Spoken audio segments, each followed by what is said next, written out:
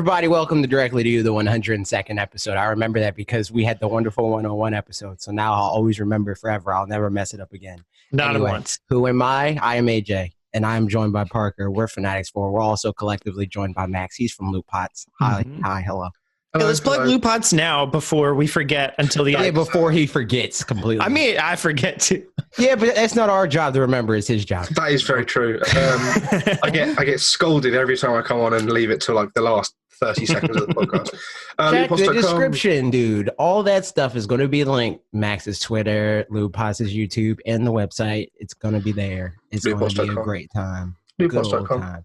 But you can support us by going to youtube.com/fanatixfour or twitch.tv/fanatixfour or youtube.com/lootpots and paying $4.99. What do you get for that? Unless you go to LootPots, you won't get anything. I'm sorry. I don't think they have any of that. I mean, maybe we'll. We can't promise it. Yeah, but you won't get any of the things I'm going to say. But if you go to youtube.com/fanatixfour or twitch.tv/fanatixfour, you get loyalty, emotes, you game time with us, you get free Switch keys from time to time. You get access to our supporters on your Discord where we play Smash Bros. Occasionally. Sometimes people just at me at midnight and say, yo, you're trying to play Smash Brothers? And I say, of course, I'm trying to play Smash Brothers. And we play Smash Brothers. You can also join our Discord and go to the general chat and be with Lord Billy, and talk about, I don't know, what does Lord Billy talk about? Fortnite? Everything. Lord Billy is a child. Hi, Lord Billy. But yeah. It's a good old time. You could do that for free $99. Also linked in the description. Free $99. Yeah, you guys. So that's what, 99 cents? Uh-huh. So free 99. That must be 99 cents, right? That's what I was thinking. No, 99 cents is free. It's free. It rolls up. It rounds up to free as well. Exactly. Rounds up and down. It's one of those. Exactly. It's like how stores are like, they might as well just call it $20, but they call it $19.96 because in your mind, you're like, that's significantly cheaper. It's a lower digit. $9.99 is a lot less than 10 because there's one digit in $9.99. Yeah, exactly. Exactly. Yeah. It's true. Yes. It is funny on the money thing. I realized how.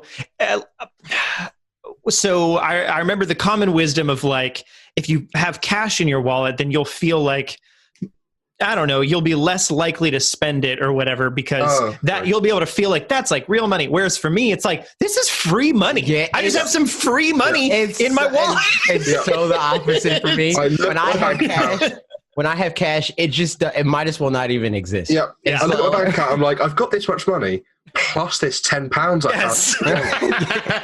All the old people are wrong. Yeah, I might as well spend this £10 and then just have this amount in my bank account. Yeah, fine. Exactly. Yeah, my phone bill doesn't come out of my wallet, dude. Exactly. So, exactly. What a silly time. Hey, are you guys playing any games? I'm playing the Smash Brothers. You sure are. And I made a toxic character roster, and I should have did it on Twitter. I should have milked people. I should have farmed the engagement. That would have been, yeah. Yeah, but people are mad because they're like, "Oh, is my character toxic?" I'm like, "I'm sorry, dude. If it takes you 2 hours to learn the entirety of your character's potential, your character's probably toxic."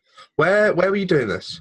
I did it on the I sent it to Logan and also my friend Lance. And I was like, look at this. And then so it was like a tier list kind of thing? It was just a roster. And I went in Photoshop and I found like a toxic image, like the three triangles in the circle situation. Oh, yeah. Dude, and then I know it all too well. I put, because you're toxic. This sounds like a private joke between AJ and his real friends that we weren't invited. No, I'm getting to that. Yeah. Dumb. Okay. Anyway, and I was talking to Bob about it during the Smash Brothers tournament. Another of your real friends. /Wolf. Yeah, sure. And he put it on stream, and that's where it came in because everybody in the comments was like, "My character's not toxic," and it was funny because one guy was like, "How's Pokemon Trainer not toxic?" And then literally everybody went from defending their character to being like, "Hold on, pause. Pokemon Trainer is like one of the most honest characters in the game." So I was like. And then Mega Man, when I was telling them, I posted in the supporters on Discord about when I was playing Smash Brothers earlier today. And Mega Man was joking about Pokemon Trainer being toxic. And I was like, wait a second. You literally said that you tried Pokemon Trainer and you're like, that's a hard character. So that's all I'm saying. I just want people to give me props for, Yeah. Like fake guns or like fake fruit. Anything you'd find at a theater. Yeah, exactly. Give you the props. Yeah, give me all of those.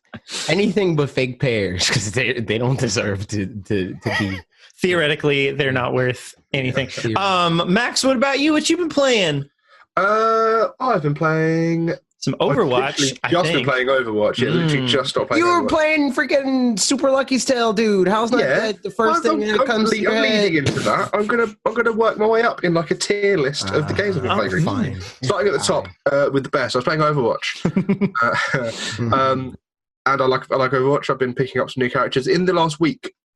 Who was the hamster? Oh God, gee, no! In the space of the last week, I have got more play of the games than I have got in like my entire career of Overwatch on Switch. So I've been having a damn good week of boots and supports. You're going to get signed to an org and play Overwatch League and that's it. That's well, I'm already in there. Make all the money. Oh yeah, of course. Yeah. You know the London Spitfires. I think that's the name. I've no idea. You could have said. I recently bought the game. You said you could have said the London Chip Cheerios and how to believe. That is another. That's actually a football team. That is actually a real football team. Well done. There is a friend of mine recently bought the game, so I've been teaching him the ropes. Not very well, but I've been like trying to help him out, and it's been a lot of fun playing. I think also it means I've been playing against characters of his level, which is probably making it a bit easier for me. Yeah. That's not how that works. In competitive it is, but anyway. I played some Overwatch. That was good. I'm going to get to Lucky Star so you can have your bit in a second, AJ. I've been playing the stretchers a little bit.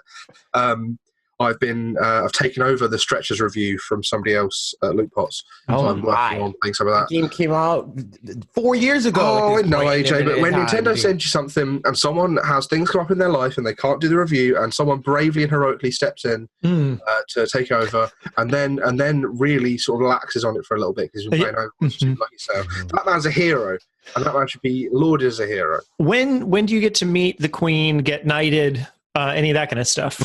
We all meet the Queen on our 18th birthday. Of course. She gives us our beer. And she's like, don't tell the Americans.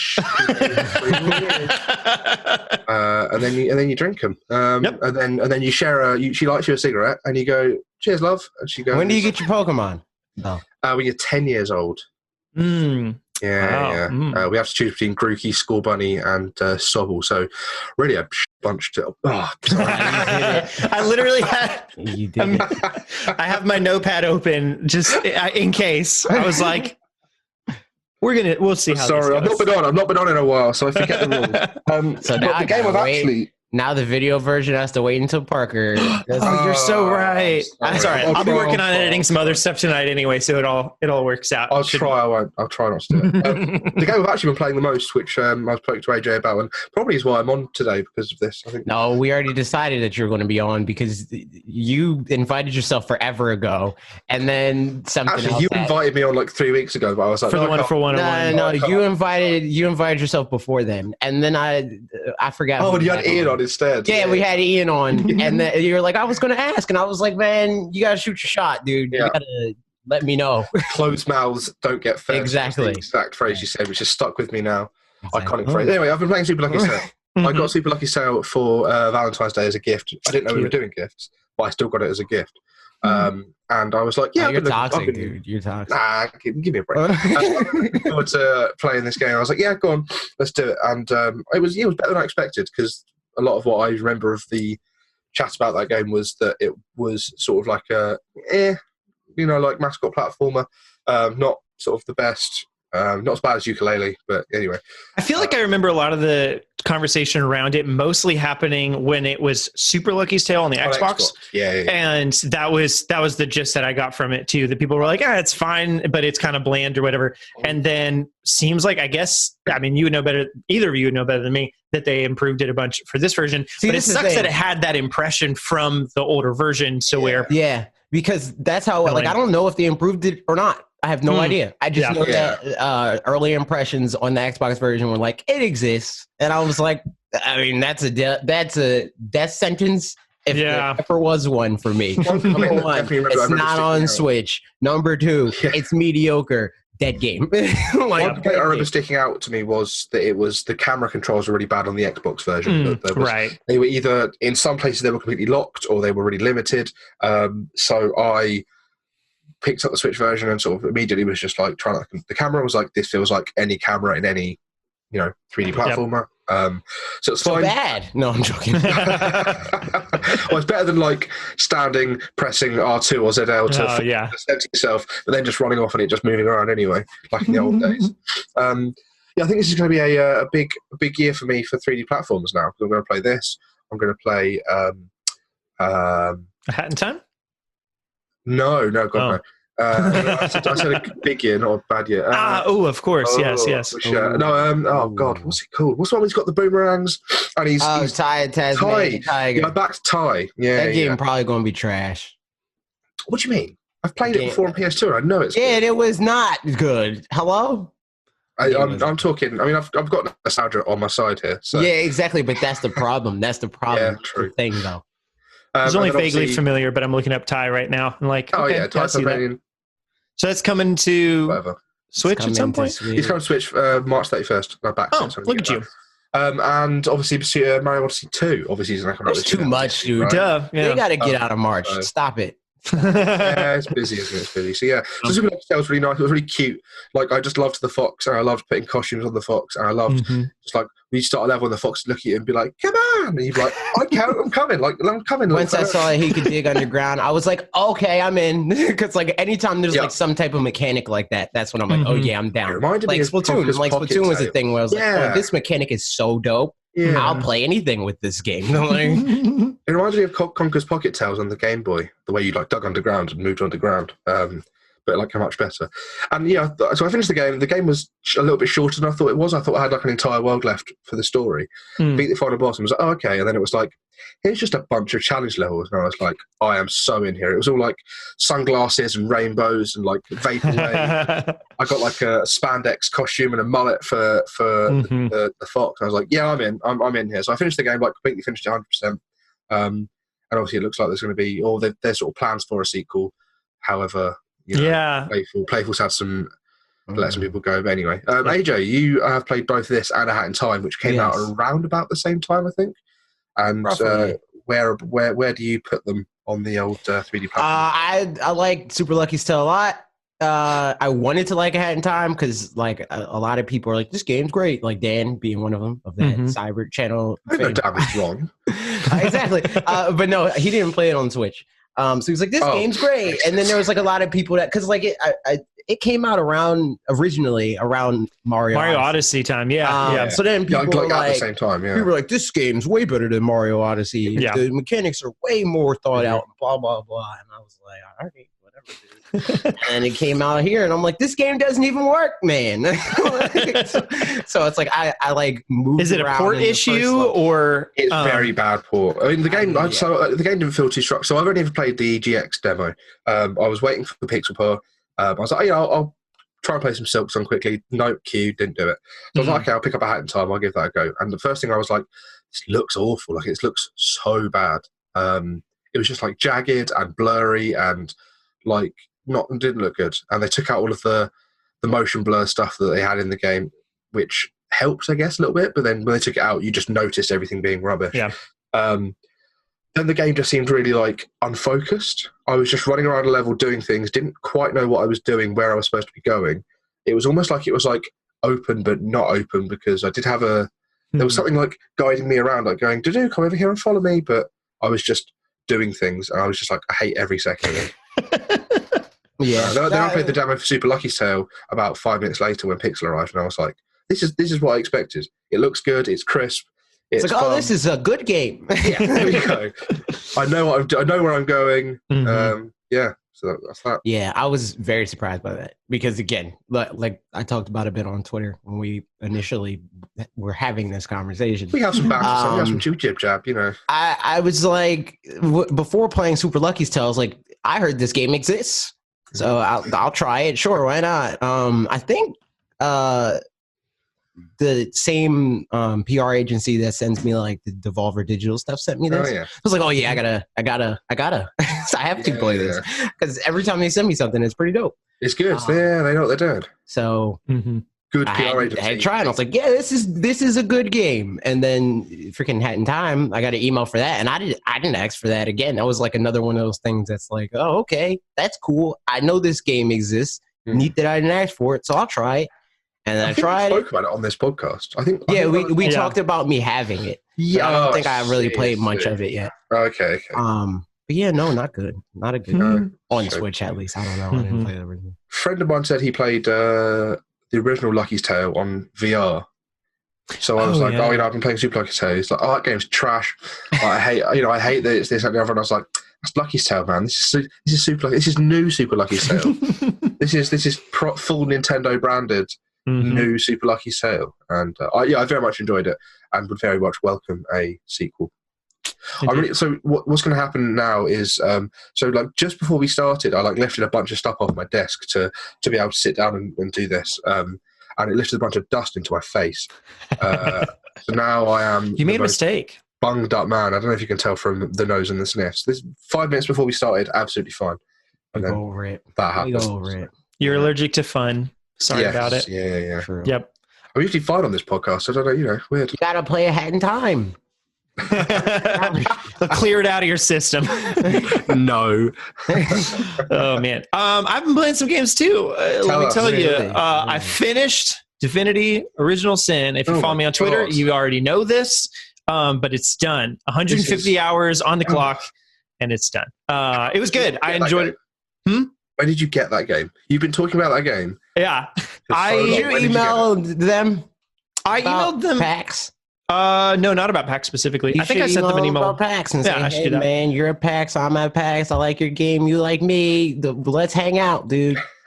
Yes. Yeah, I'll do that. I have exactly 69. I have exactly 69 emails in my inbox, and all of them are PAX related. Nice. Oh, wow. And I need to do stuff about them, but I don't know, whatever. But yeah, Divinity, it was great. I really, really enjoyed it, obviously. And the final boss was very tough, I thought. And I don't know, I won't go on about it forever, but it was just a fun time. I died a bunch of times in the final boss. I had to do a save halfway through because you can, and retried it a couple times. But it's nice because Mitch asked me, you cheated yourself and the game. I did.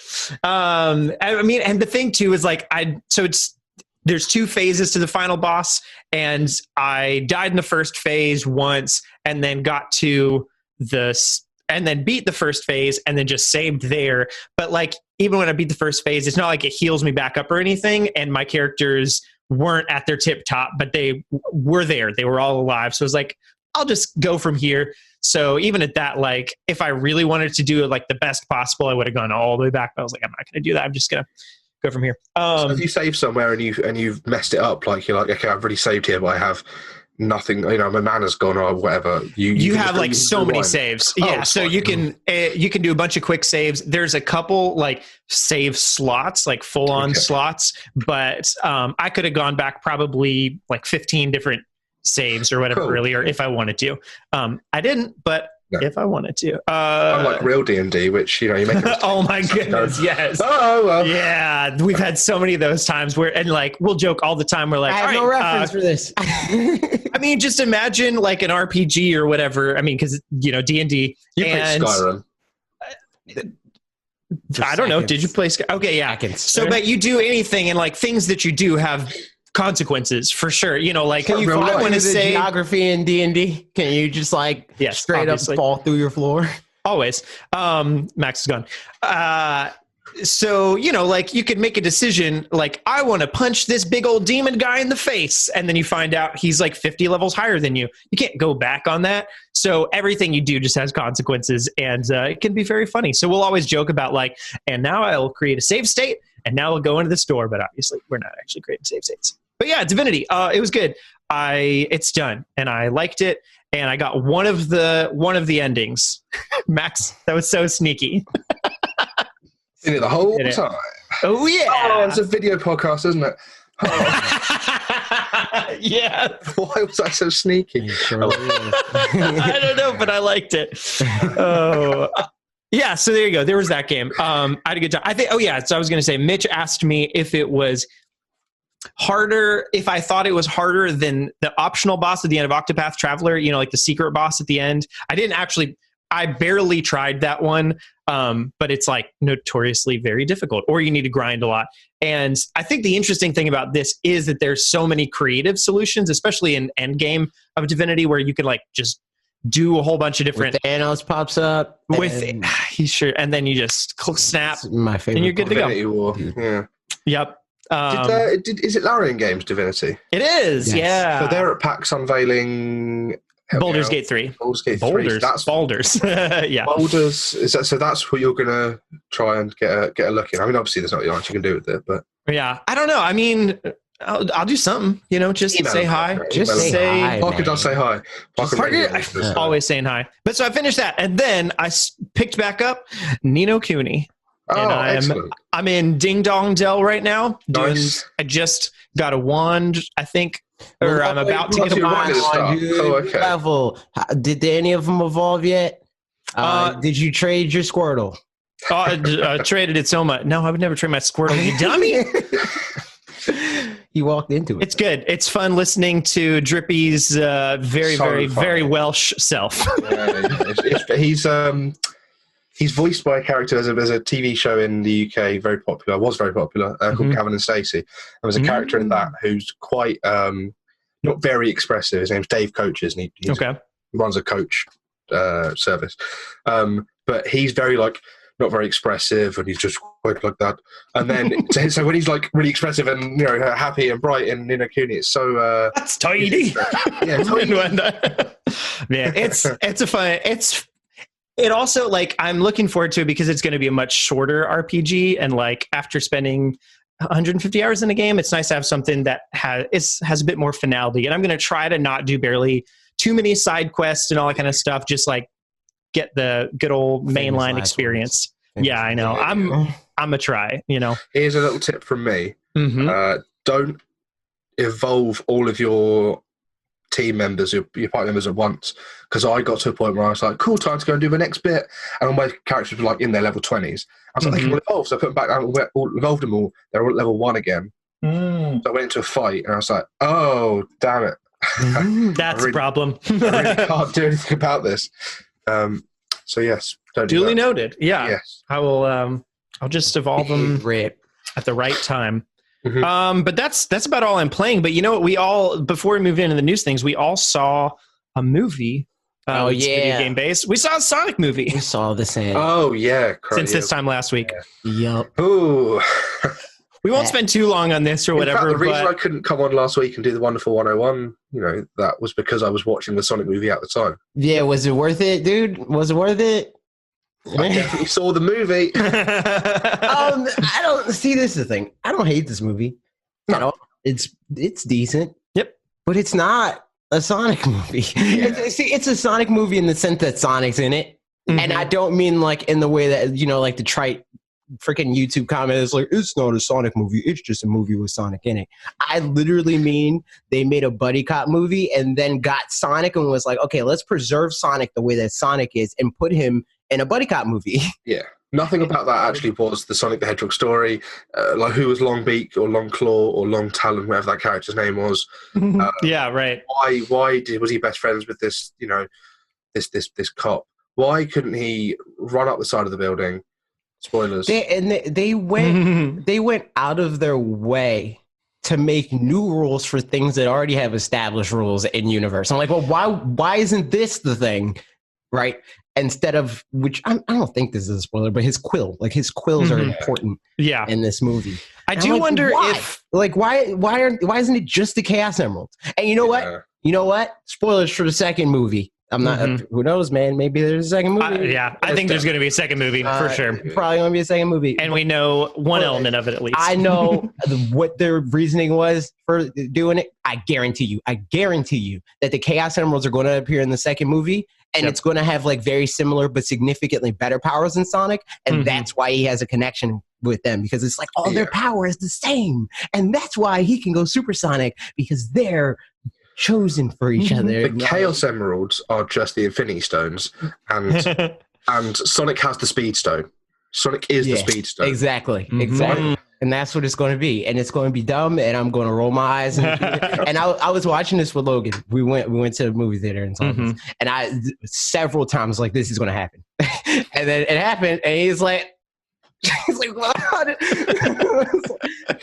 We're going to find out that Longteeth was guarding the Chaos Emeralds, and the Echidna tribe want the Chaos Emeralds, and they're going to send in their friend Knuckles. No, they're going to say Knuckles for the third film, and they're going to do it like a double bill. There's a version of the third film without Knuckles, and there's a version of the third film with Knuckles superimposed on top. What's funny, like, is how if spoilers, I guess, for the beginning of the movie too. If Sonic 15 minutes ahead, no, we have time codes. Look at the time codes. Yeah, look at the time code. It won't be 15 minutes. I don't want to be talking about this 15 minutes. You need to say Future Parker at the start and be like, in your Patrick Warburton voice now. Hey, guys. But okay, so at the way end of the movie, the post-credit scene, there's a character that shows up and you're like, oh, what's up, that character? Okay. But that character seemed like it was like, I'm friends with Sonic and I know Sonic, but like at the way beginning of the movie, Sonic runs away from home as a tiny baby. So like, I think they know each other. I think what happens in this case is that like Sonic, like now he knows of Sonic. I don't think he knows Sonic, but I think he knows of him. And he's like, man, that guy, he's the one that had the power. And like, he was the special one. That's the only thing that makes sense to me is if they do that. But I mean, there's definitely going to be a second movie. I feel like the second movie will lean into the lore more. Like this was just like trying to get everyone in the door as just a wide swath. And again, it was a fine and fun movie. It was dumb that they did. I think that they were trying to establish that they were trying to have their Sonic. That's what they want. Because like you can use the rules of Sonic and still get people in. There's stuff in this movie that just has a Sonic analog already, and they went out of their way to make new rules. Just not and it was just kind of stupid. And also the annoying thing to me is that they kind of try to be deep, but not really deep by making it like, oh, the donut man and the guy that like his whole life revolves around these rings. Donuts are rings, dude. Of course they're friends. I didn't pick that up either. It's like, and that's why it's because it's so stupid. But once you realize it, it's like, duh, that's why they did that. You've really gone deep on the cinematography and the symbolism of the Sonic movie, haven't you? Yeah, because it's there, but it's what are dumb. Donuts, really? It's there, but it's dumb. Are we donuts? Because, we are one big flesh donut. There is no point between A and B. We are just all donuts. That's true. And our belly button holes are all just the donut holes. Sure. Now we know. Sure. Sonic movie. It was like kind of the opposite of Detective Pikachu in the sense that like it's a passable like kids movie, but not because it's Sonic. Sonic being in it is fine because they got Sonic right, but everything else about the world of Sonic is wrong and wrong for no reason. At no point did Sonic wield a guitar, have a green brother and a pink sister, and at no point was their mother trapped underground. Now, my knowledge of Sonic cartoons is that happens in one of them, right? So it might happen in like a comic or something. You guys had Sonic Underground, right? Or is that just I think it's like on Netflix or Hulu. Is it? Yeah. Get me onto Netflix now. I'm gonna look for it. You keep talking. I'm gonna. I don't know. Our Netflix is different from yours, though, too. Yeah, true. Oh, yeah. There's a bunch of things here that it's like, this is a Netflix original. And really, it's like, no, Netflix just sponsored it coming from Belgium or whatever. Big one is, remember, what's the one? Black Mirror was a BBC or Channel 4. It was an English show. And then Netflix put it on, and now it's an American show. And it's all, American. Yep. So. Yeah. It's all American. All American. I've got no more to say. Well, speaking of no more to say, that was a Sonic movie. Whatever. Yeah. We did it. I thought it was fine. We went to the dine-in theater. I told you guys this already, but we went to the dine-in theater, which the goal of that is that you go to a place and then you watch a movie and they bring you a meal that you order with money. And they give you the food and you eat the food while you watch the movie and then you're done with the food and the movie. Long story short, our food never came. They tried to bring us our order 5 minutes before the end of the movie. It was the wrong order. It was for somebody completely different. Nobody in 10 people in our theater of 70 people actually got their orders. Wow. And so on the way out, it was just a bunch of people standing there talking to the people. And then we didn't even get a refund straight away. So I had to go back to the theater, and it was a lame time. So Ashley did not particularly enjoy it because she was just hungry the whole time and just watching the door like, when are they going to come? I was like, I don't know, but this is lame. What did you order? I think some kind of hamburger and fries. Oh, okay, classic. So this reminds me, you guys both were talking about how you didn't have good experiences. Experience was fine, but beforehand, so I'm on T-Mobile. Freaking, you know what T-Mobile is, right, Max? Yeah. Well, I was on T-Mobile before it became EE. Gotcha. So I'm on T-Mobile, and they do like deals every Tuesday or whatever. And sometimes they're like, "Hey, that movie that's out, and everybody's talking about it. Get a ticket for $4 or whatever." Right? So it's like, I want to go see Sonic. I'll do that for this movie, and I bought the ticket. So I go to redeem the ticket at the movie theater, and they're like, "You're like 5 minutes late for the trailers or whatever, so like you can't redeem this." And I'm like, what? So That's not a thing. Yeah, exactly. It was so stupid. And I couldn't get the refund for that ticket. I bought another ticket. So I saw this movie twice. So everybody that's like, if you complain about the design, even though I didn't particularly care about the design, I was like, this design looks stupid, but I'm not gonna like, have a pitchfork up for it. Yeah. But one person that did and didn't see this movie, I paid for your ticket. You cannot see this movie now because I bought 2 tickets to this. That was so kind of you. Thank you for doing that. There you go. And it was kind of Nintendo to finally have an Animal Crossing Direct and give us some details. We know a lot of things now. We're not going to go just over all of the details because to find those out, you can just watch AJ's video. Yeah, man. But we are going to talk about some of our favorite things that came up in it and also read through your comments. We'll just do that. I mean, yeah, we'll just do those now. The comments from AJ's video if you commented on there. So, but yeah, first off, what are you guys' favorite things that they showed? I like that there's a lot of like customization you can do to the actual island. Like that you can choose your like at the start of so I've never played Animal Crossing, but I have played Stardew Valley. Start at Stardew Valley, you pick like which of the farms you want, which are all good for different things. And you can cut down trees and dig paths and all this stuff and make it look exactly how you want it, and you can customize it however you want. Animal Crossing, as far as I know, didn't do that before. It was very like you had the town, you could customize your house, be other people's houses. People would just pop up randomly in houses, move in wherever they wanted, and that was that. Whereas now you can like terraform and build things up, and you can customize how like put things outside and move furniture around and make a little pizza oven, and I like the look of that. I like the idea that you're not confined to the island that the what was a town. You can make it look however you want, and I'm excited to really spend a lot of time just digging out every single hole. So I'm just living on this one square in the center. That's all I want from it. Yeah, that's one of my friends in college would play Zoo Tycoon and would have a lion pit and get rid of all the tiles until it was just one tile of a lion pit, and then drop people onto that one tile of lions. Messed up. So yeah, single tiles. Yeah, no, totally though. When's he getting out of prison? I don't think ever. They're actually going to send him to a zoo that has one tile of lions. Oh, wow. That's poetic justice. Yeah, it's Black Mirror for you. Yeah, I thought that was super exciting to be able to change those kinds of things. And again, not because everybody knows at this point, I've never played an Animal Crossing game before. So my understandings of these things are like versus what they used to be, kind of like I kind of know what other people experienced in older ones, but then just as far as like what I want out of it, like I wouldn't have anticipated necessarily. I would have figured out that would be cool if you could change stuff about your island around, but assumed that probably you can't because it's Animal Crossing. Yeah, so like probably not. Like Animal Crossing is less, even though like if you never played it before, it seems like it could be Sims, but it's not. So like there's a lot of like Sims like things that they're bringing into this. Which is neat.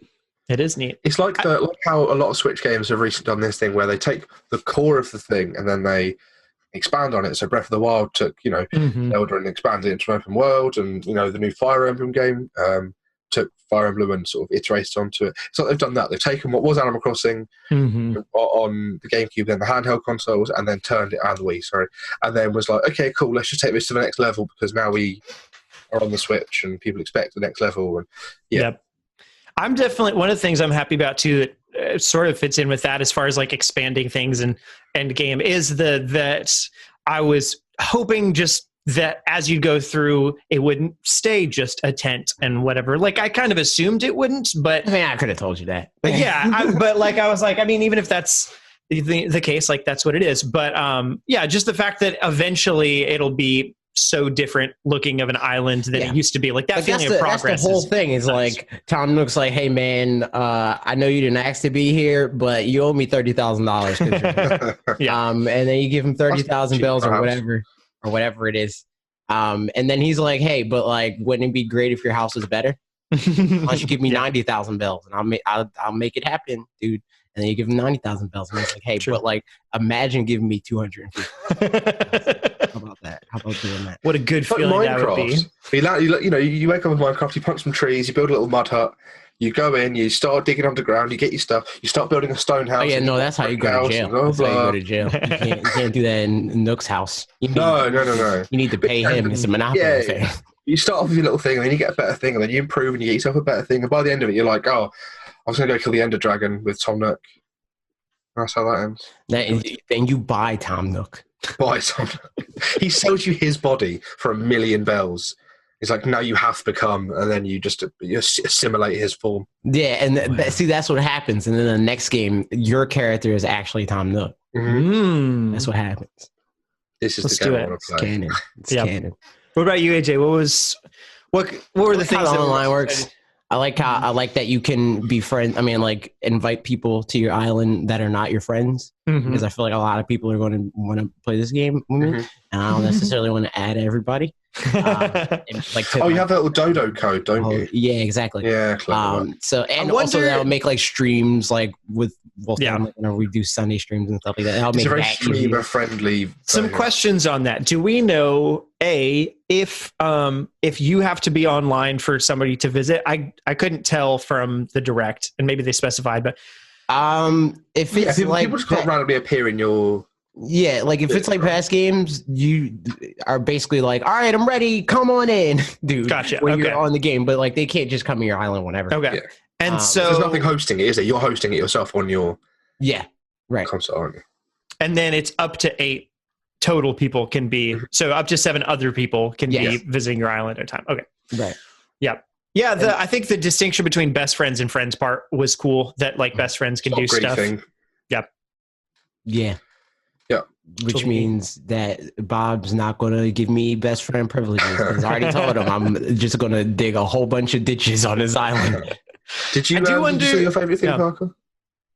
Yeah, I think the like buildings and stuff, and like just seeing it. I mean, like the museum looks cool and all those kinds of things. Seeing it being built out, is just fun.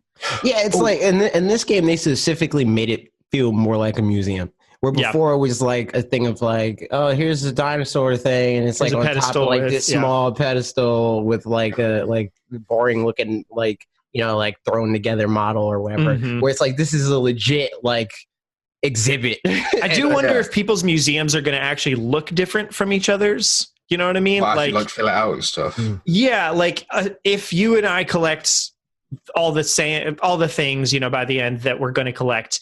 I assume probably they'll put them in the same order, but like that'd be interesting. They might be in a different order. In Stardew Valley, you ultimately look order. You organize it how you want it to. There's actually a lot of Stardew Valley in this. From I'm assuming there's a lot of Animal Crossing in Stardew Valley. There's a lot of Stardew Valley and Animal Crossing, like the museum, and that's kind of like Stardew Valley handles museums, kind of how the old Animal Crossing bit. Aesthetically, anyway, where it's just like it's a museum, it's a museum, but you wouldn't actually want to look like that's not something that's like, man, I really want to look at something that's aesthetically pleasing. Let me walk around the museum in Stardew Valley. It's like, okay, this is just a pixelated like predetermined model. It's the same thing that I picked up off the ground just sitting on the table.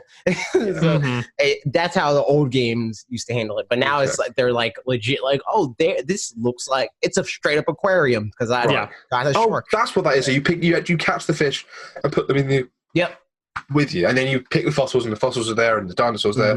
Cool. That sounds really cool. That makes a lot more sense. Cool. My final favorite thing. I don't know if you guys want to move on, but my final favorite thing is that it looks like the character can have a fade, and I really want that villager to have a fade. the character that they showed, I was like, that's closer to my hair. I'm in. Yeah. Actually, there's a video, there's a picture, I think you might have retweeted or liked something like that. And I was like, how's AJ already got his character? Was it the one with the beard or whatever? No. There was one that had facial hair. I'm curious what the limitations of that's going to be, but if I can have, a full-on beard on my character. If I can just like throw pictures randomly of my character and assume it looks like a beard or a dirty face, I'm going to go for it. I'm into it. Yeah, it'll be good. Yeah, I can't remember any other things specifically. I can go into the comments now if you would like. That might spur some memories and bring it will. Back. I do declare. All right. First off, Kayla Myers said, I absolutely loved the Direct. Even though I could not see it for the most part, was able to follow along except for the Nook parts. I loved everything the VO artists spoke about and loved the sound effects and the gameplay that were showed.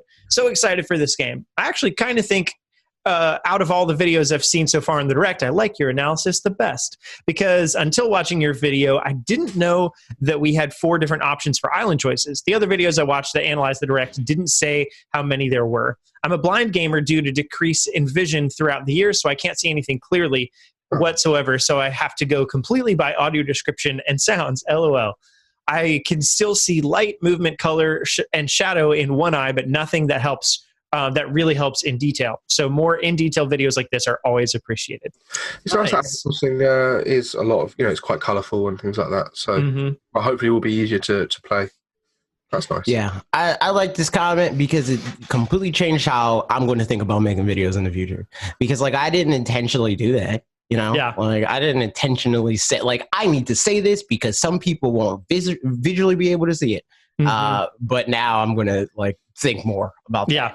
Because that was all happenstance, and I'm glad that it worked out that way. But I try to do it more often.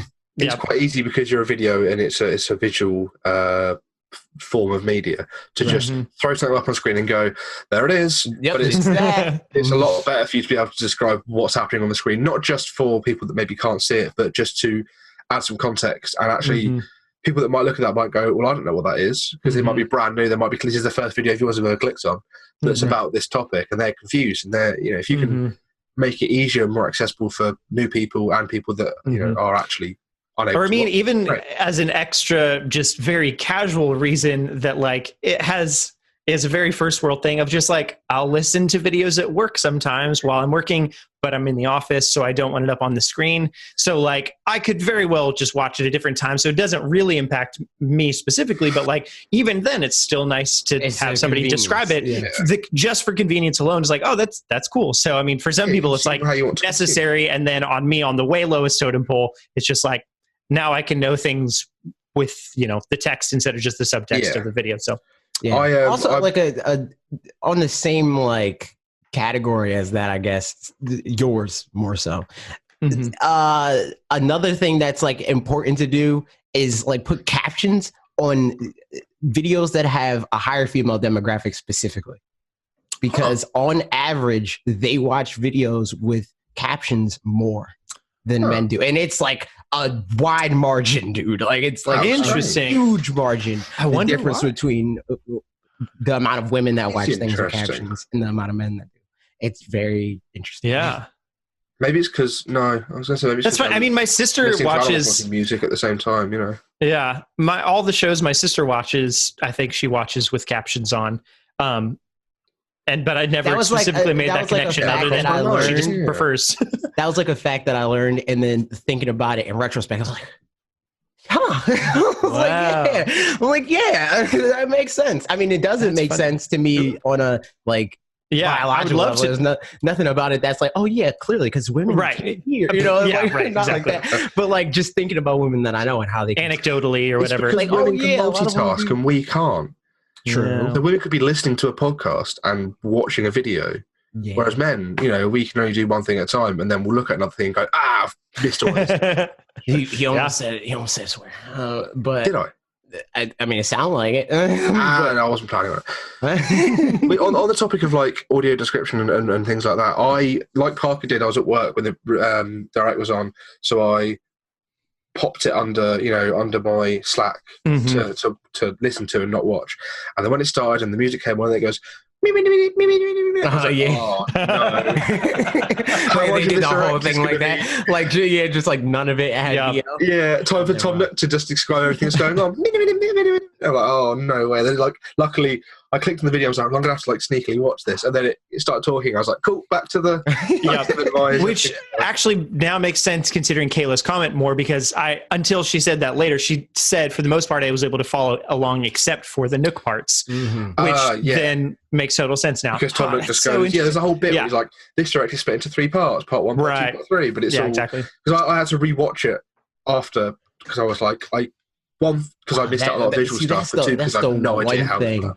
That's the one thing that I hate about making these videos, because like I want to try to get it up. I mean, ideally I want to get it up before 4 whenever we do like videos that are like reactionary in this way. But I had to watch it so many times because I want to get everything right. You know, like I don't want to like half-ass it. Yeah. What you could do is visit LootPots.com where we have, but you guys don't even have it up when I'm trying to like do everything. You're doing the same thing that I'm doing. It was up so quick. Big up Ram, one of our new guys, Ram. He was straight on it with a complete article about it. You could have read that. I did. It really helped. Could have read that. But yeah, good stuff. Next comment from Christy Harris said, I cannot stress how freaking excited I am to buy this game. This will be my first Animal Crossing game, and I am in awe. I have a countdown until this game comes out. 3 exclamation marks. It'll be my first one, too. This comment reminded me I need to start putting reminders for games in my calendar. I need to start using a calendar, period. Yeah. Parker, can I ask you a meta question? Can I have the document? Oh, yeah. Oh, that's such a good question that you asked there. I forgot to send it to you. AJ, keep talking. But yes, that like I was saying, I need to have a calendar. And I started it at first, like when we first, like before Parker was a twinkle in the fanatixfour's eye, dude. I was like, once we started getting codes and stuff, I was like, I should probably have a calendar. And then like I was doing it for a little bit, and then I was like, how about no though? And I just stopped. Because it's just it's like none of it works like that. I can never schedule anything with this channel. It's always a thing of like I think to do like I'm going to do X, and then 4 things happen where it's like all right, I gotta do that now though. Yeah. So Parker seems like an organized man. Parker seems like he looks after you and keeds you straight. Not true. Parker complicated this week significantly more than I ever would have. It's true. Well, yeah, it was. It doesn't matter. Things. It is what it is. Yeah, I asked AJ. I was like, "Hey, since there's going to be an Animal Crossing Direct, do you want to just switch or whatever? Like, you do a video this week." And then that was complicated. It was. And here we are. Indeed. But it works out, you know, because now you have more time to work on the video without having to do packs. And we still got 2 videos for both weeks. Yep. And I'm just pretty much done. And I can just focus on packs now. True. Yeah, everything's going to be so busy until finally, like when we leave for PAX type things, everything will be done. But I also, my mom has a podcast that's for the nonprofit that she and my dad run. Is she going to PAX? No, she's not. But I edit that podcast. And whereas this one, editing it takes like 15 minutes. Editing that one, it's like more along like an NPR kind of style. So it's like 15 hours to edit that podcast. And it's like a lot of work. So I've got to do that this weekend before I go to PAX too. But think about all the good she's doing in the world though. I know she is. I'm very glad about it, but it's going to be a lot of work. So next comment from Minor Rex. Max, did you get the thing? Did it work? Cool. We're good. Brilliant. Minor X said, after watching the Direct, my excitement has exceeded levels of which I thought weren't possible. I've never been more excited for a game, and I am so ready to resell my soul to Tom Nook.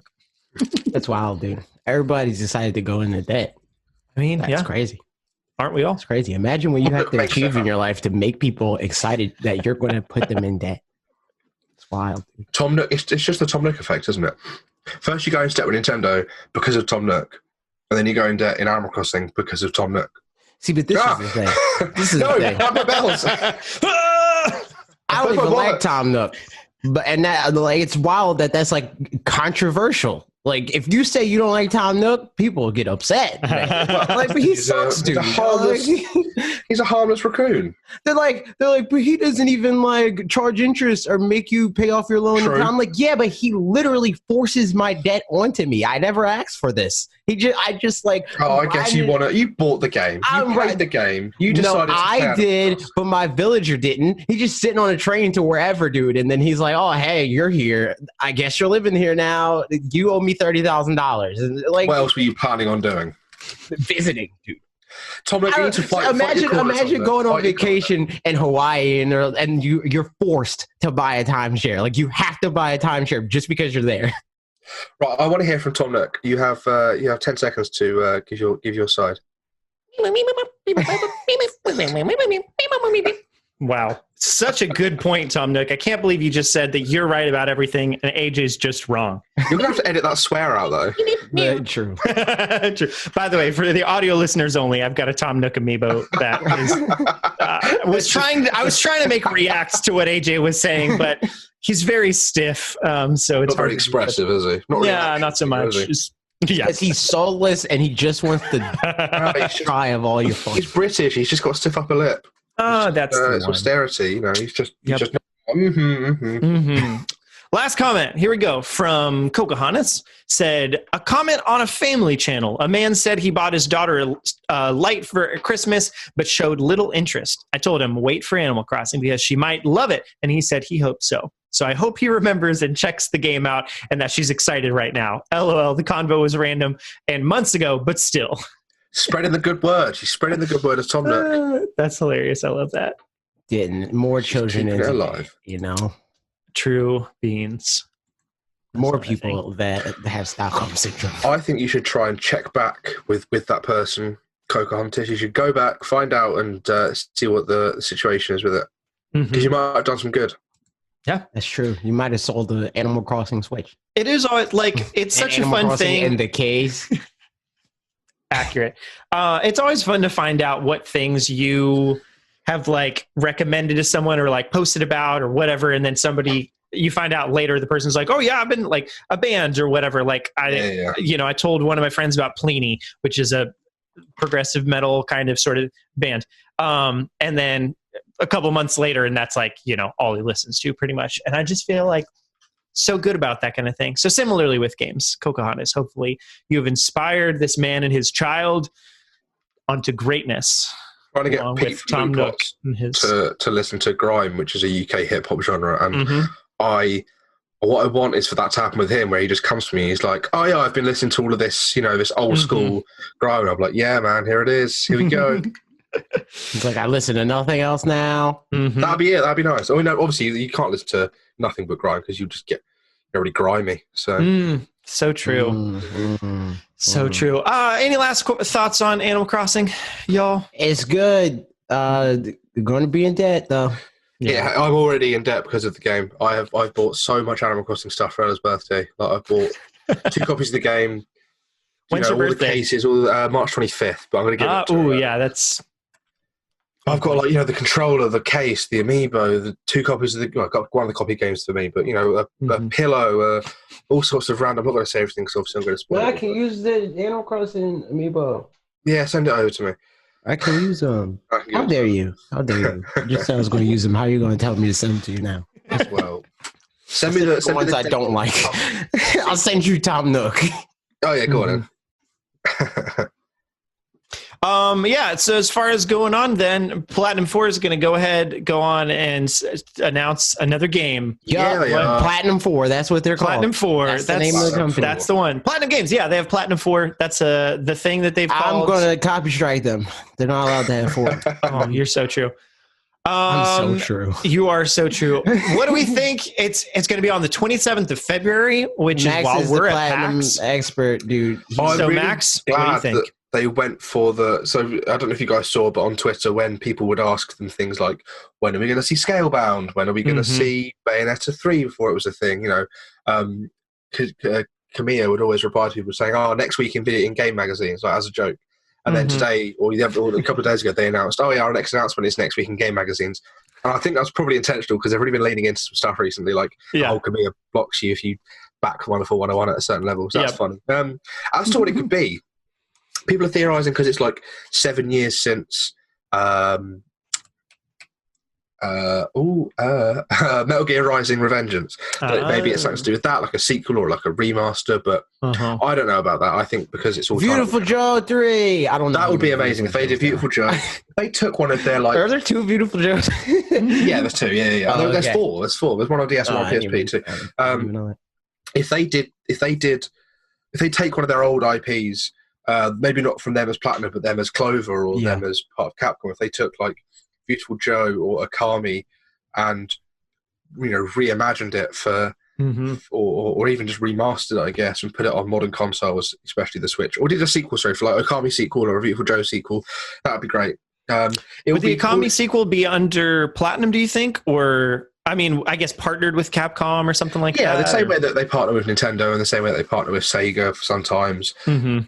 But I think actually all 4 of these are going to be self-published things. So you've made a good point. I think I'm wrong already. I don't know. That would be nice. But I think it might, if it's going to end up being something. I mean, I think the self-published thing sounds like that could just be speculation on all our parts. Because, like, I mean, that's definitely been the rhetoric that's going around. But whether or not I don't know that they actually said that anywhere. Yeah, maybe they did. They've been saying for a while they want to get into self-publishing. Right. That's why this big windfall of money came from Tencent.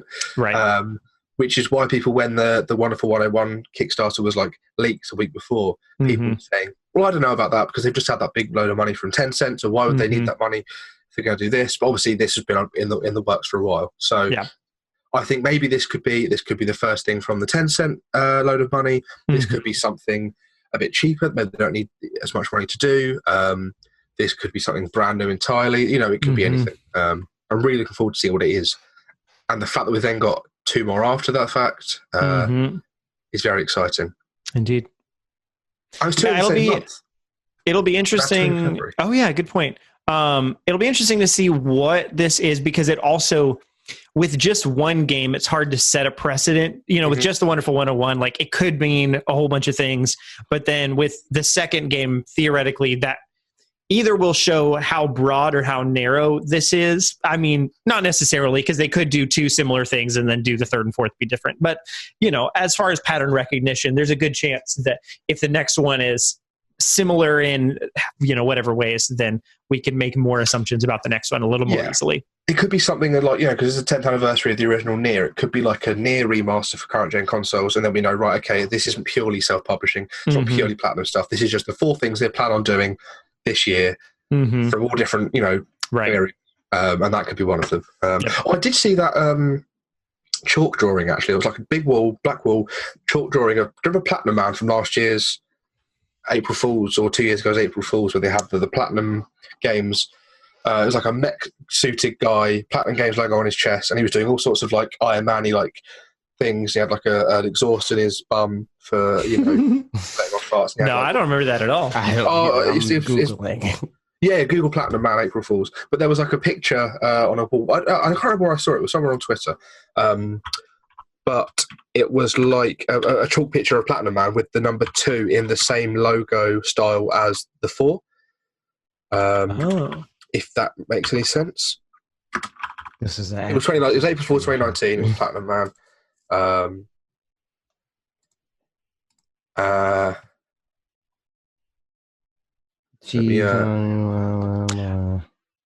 Platinum Man. This, Have you found it? Nope. I'm just. How do I do that thing? How do I do that thing where I show you the screen? Share. There we go. There we go. Okay, here we go. Let's go full screen. Whoa. There it is. Look at that screen. Is his fight for peace? And then it's a Naba. Fiscal earnings. Earnings. He's like the president of the world now, dude. Type of gaming experience. You're doing a great job, Max. Thank you. Now there's a line and another line. This is for audio listeners. It's a P. It's a P. That's the first letter of my stinking name. That's true. That's a man. It's a platinum man. I don't know if he's platinum. That would be expensive. That would be very expensive. But I mean, in the future, maybe, who's to say? Does he look like he's from another franchise? Oh, yep, sure enough. No, this is purely like an original character. Yeah. Which is why now, people are saying maybe they've decided to do this sort of funny Platinum Man thing. Because Oh, that is the guy I saw. That's hilarious. It reminds me a bit of Vanquish, maybe? Yeah, it's definitely the same sort of suit. Yeah, the same sort of suit as interesting as that. So funny time. That is crazy world we live in. So hey, look at that. My camera zoomed out again. This is every time we share the screen and then unshare, my camera zooms out. So it's now very random. It's very random. It's quite random indeed. Production value, dude. Indeed. You just need the, I prefer it like this. lens flare now, don't you, as well? I mean, we could probably do that through the screen share thing, but ain't got a final lens flare. Yeah, which not doing Max is doing it right now. I'm finding the lens flare. It could be one of the things. That's one of the things it could be. There's loads of different things it could be. I'm very excited to see what it is, what they plan on doing. Yep. And I'm sure we're going to talk about it. I'll probably talk about it a lot on Twitter. A lot of hyperbole on Twitter, probably, from me, as people come to expect. I expect nothing less. Like, this game exists. I may or may not play it. Put the guy in Smash. Yep. But we're also excited to see what Yacht Club Games has to announce. On the 26th, they're going to have a presentation. I guess they haven't given a whole lot of detail, specifically just that because they did one of these last year, right? They got the Ninja Boy in the Cyber Shadow or whatever. Last year, they had a trailer for Cyber Shadow. They had the release I played that sort of window of Yacht Club Games, and then they had the you mean the Shovel Knight? That's exactly what I would say.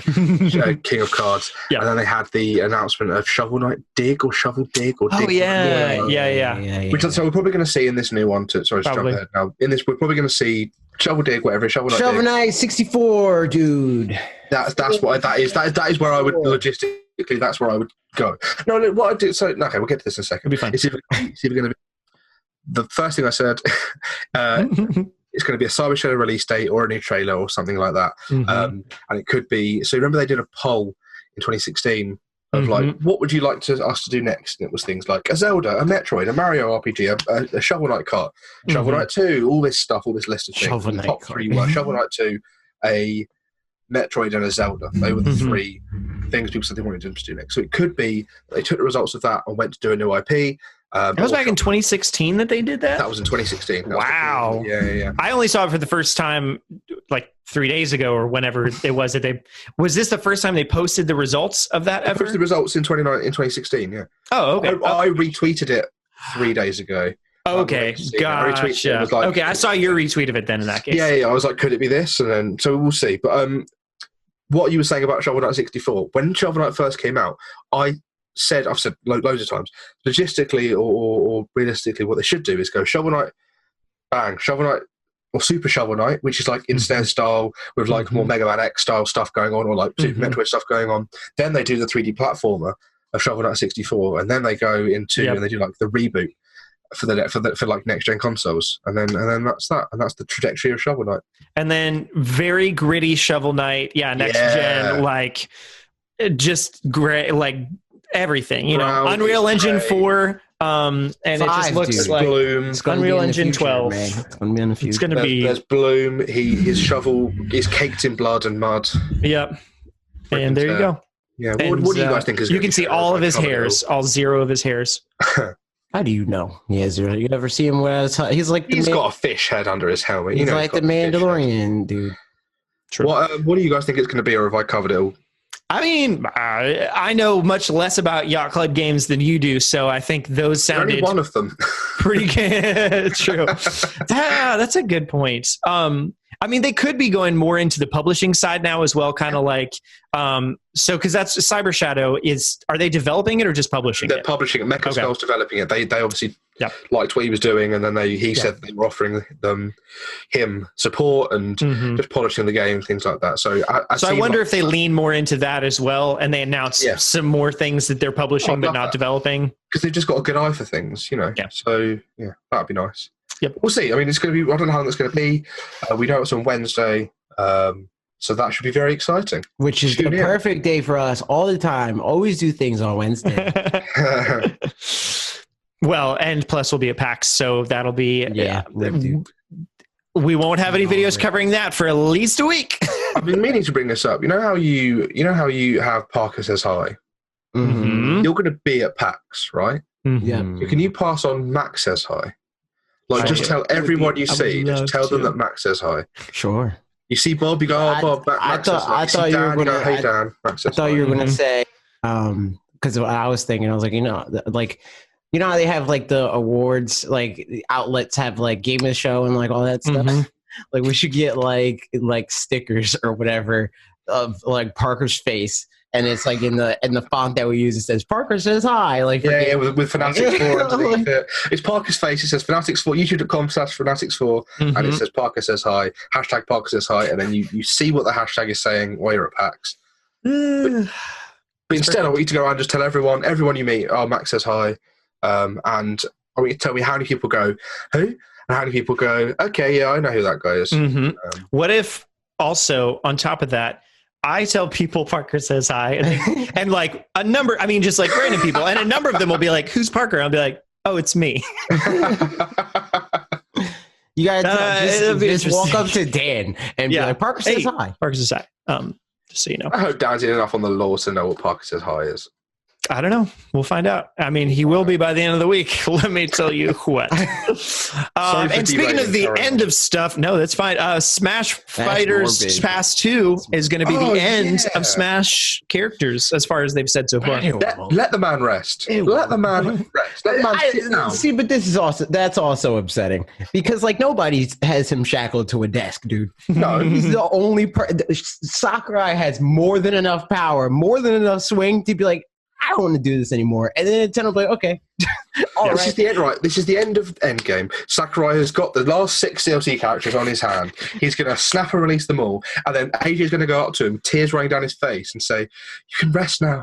You can rest now. And then, the little Smash logo on his chest is going to go out. And Sakurai will finally be at peace. And then we'll all cry.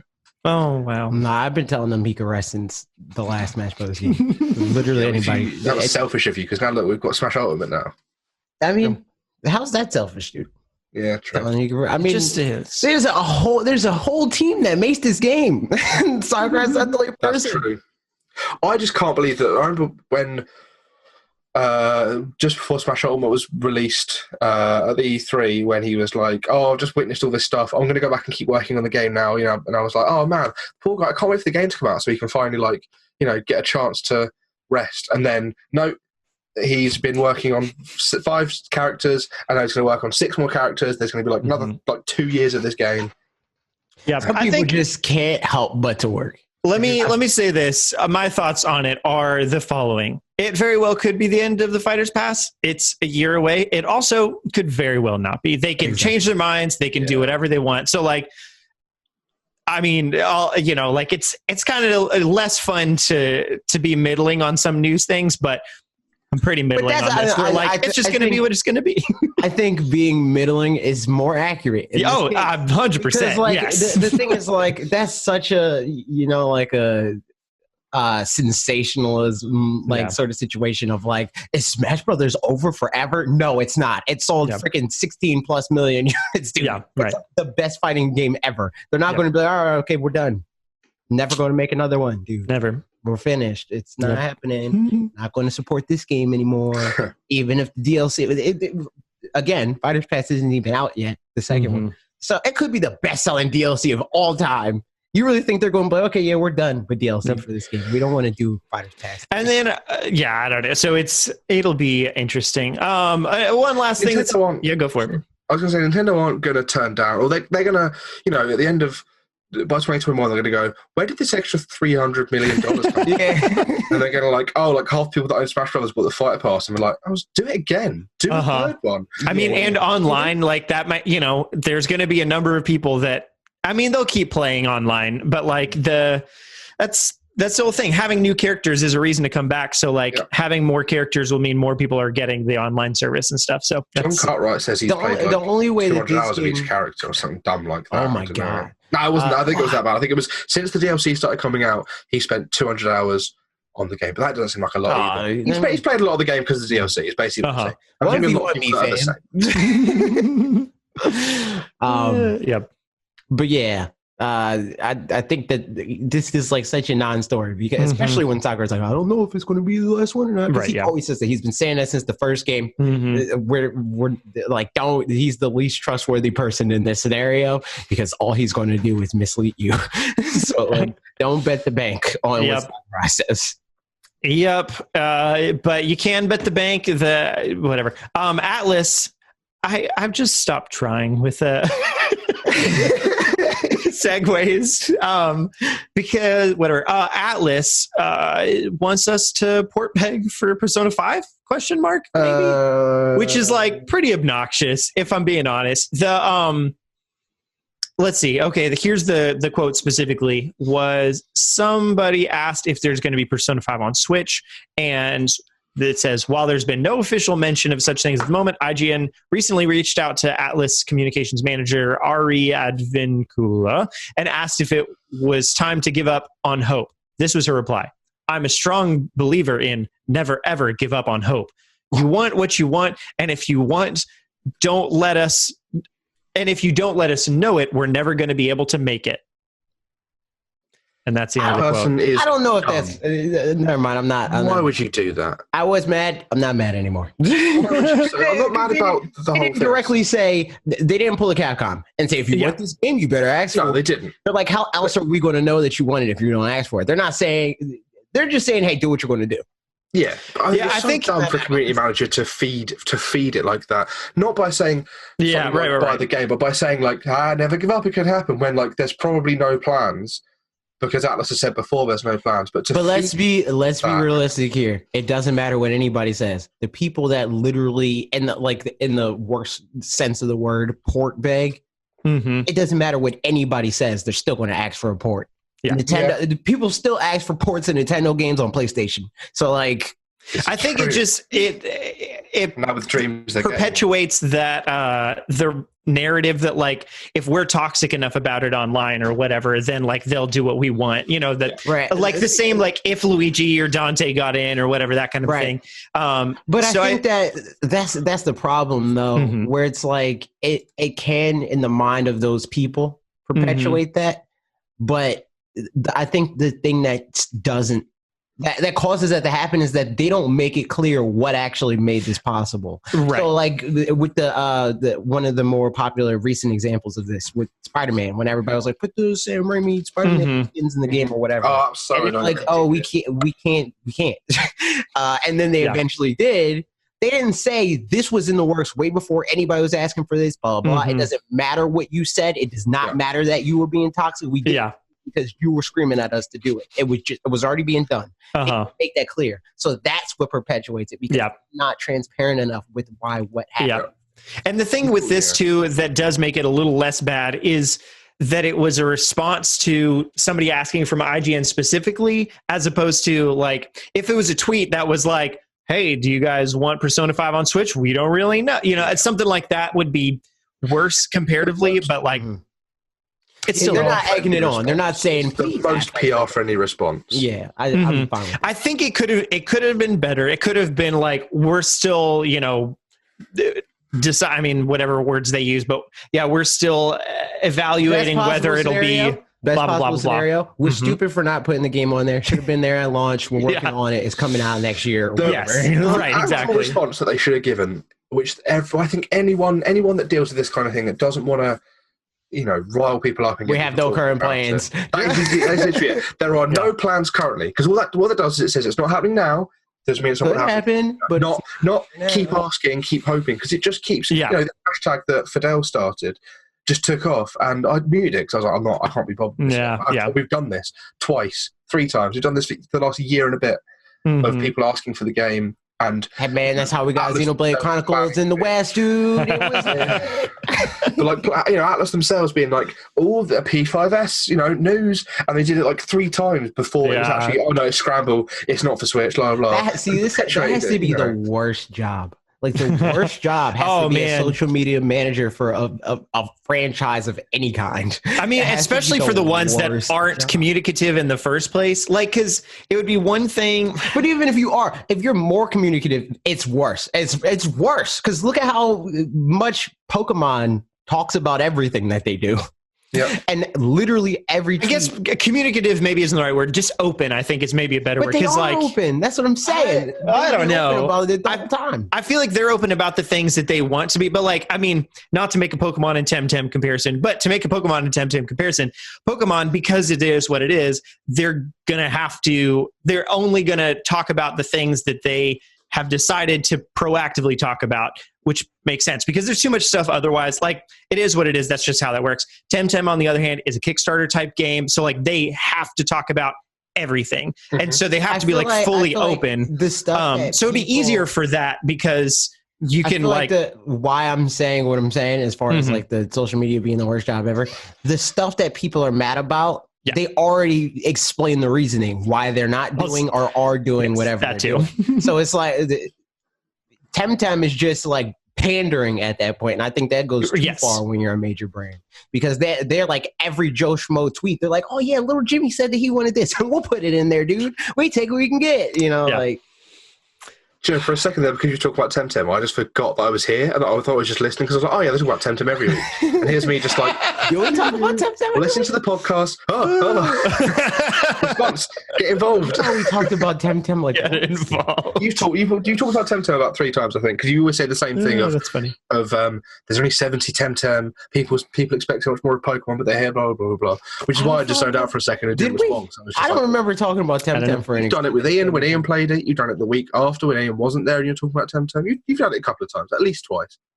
If not twice sounds about right. Maybe you're talking about when I talk about on Wolf Den in here, but I don't think we talk about on this podcast more. You think I watched more Wolf Den? It's on at 1 a.m. for me, AJ. How am I watching it? I didn't say you watched it live. It goes up after the fact, just like this. Let me have my excuses, man. I'm just saying. I put the tags and write the descriptions. We didn't talk about Temtem for an extended period more than once. Speaking of Pokemon and Temtem, it won't get. I mentioned a video to you guys that I'm thinking about making at some point. That'll be interesting, and it won't actually get used that much, but it'll come up a very little bit in that. That'll be interesting.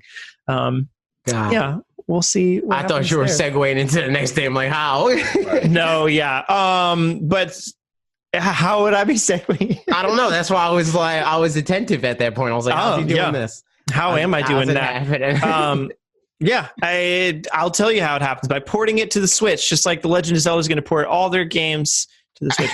The Legend of Zelda, you made a video. There were some comments on it. Let's talk about their comics. Comics. Oh my goodness. Wolf Den. We're on Wolf Den now. Oh. Any thoughts on your video before we get into it, AJ? Put the Zelda games that I said to put on the Switch, except for maybe Twilight Princess. It'd be fine if you didn't put that one on there, unless you take out the wolf stuff and make it look better. I would say, definitely put it on Switch, but I also have it on GameCube and Wii, so like I'm fine. And I've played it. So hook up all that stuff, man. Oh, that's very true. If I hadn't already played it on one of those, I'd be saying it. But since I've already played it for personal reasons, I'm like, I'm good. And I'm not probably going to go back and play it very quickly. How dare you? Is this Twilight Princess talking about now? Sorry. Mm-hmm. Yeah. Oh, yeah, no, don't replay Twilight. I played it on Wii once. Didn't play it on Wii U. Would gladly play it again. Why do you have it on Wii and GameCube? Me? Oh, I had it on Wii because I got it as a Christmas present on Wii because it was one that I asked for. And then I bought my friend's whole GameCube collection for $150, and now I've got a bunch of games, some of which I definitely want to play, but don't feel like hooking up. And then, that was right after I got a Switch, like within 3 months of getting a Switch. So I was actually playing Super Mario Sunshine for the first time right before Mario Odyssey came out.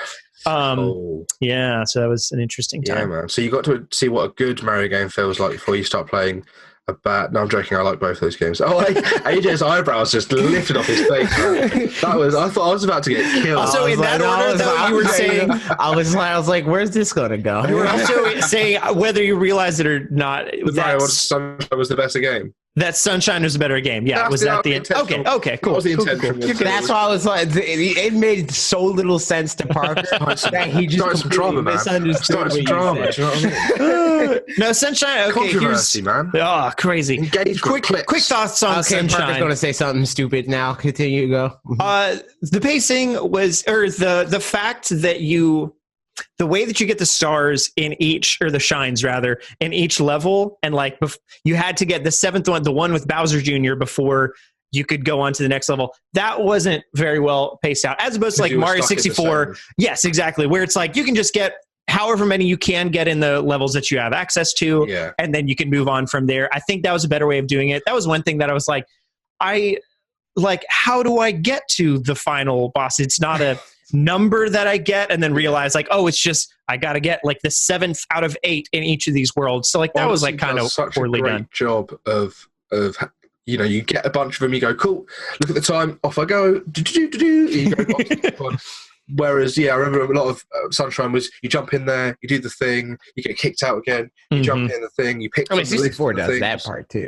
Well, true, but 64 at least there are some of them that you can get per one that you can get, like the coin ones you can get without getting kicked out. Sometimes there's more, like maybe there's up to 3 that you could, like you can go into Bob on Battlefield and go for one thing but end up getting another one instead. I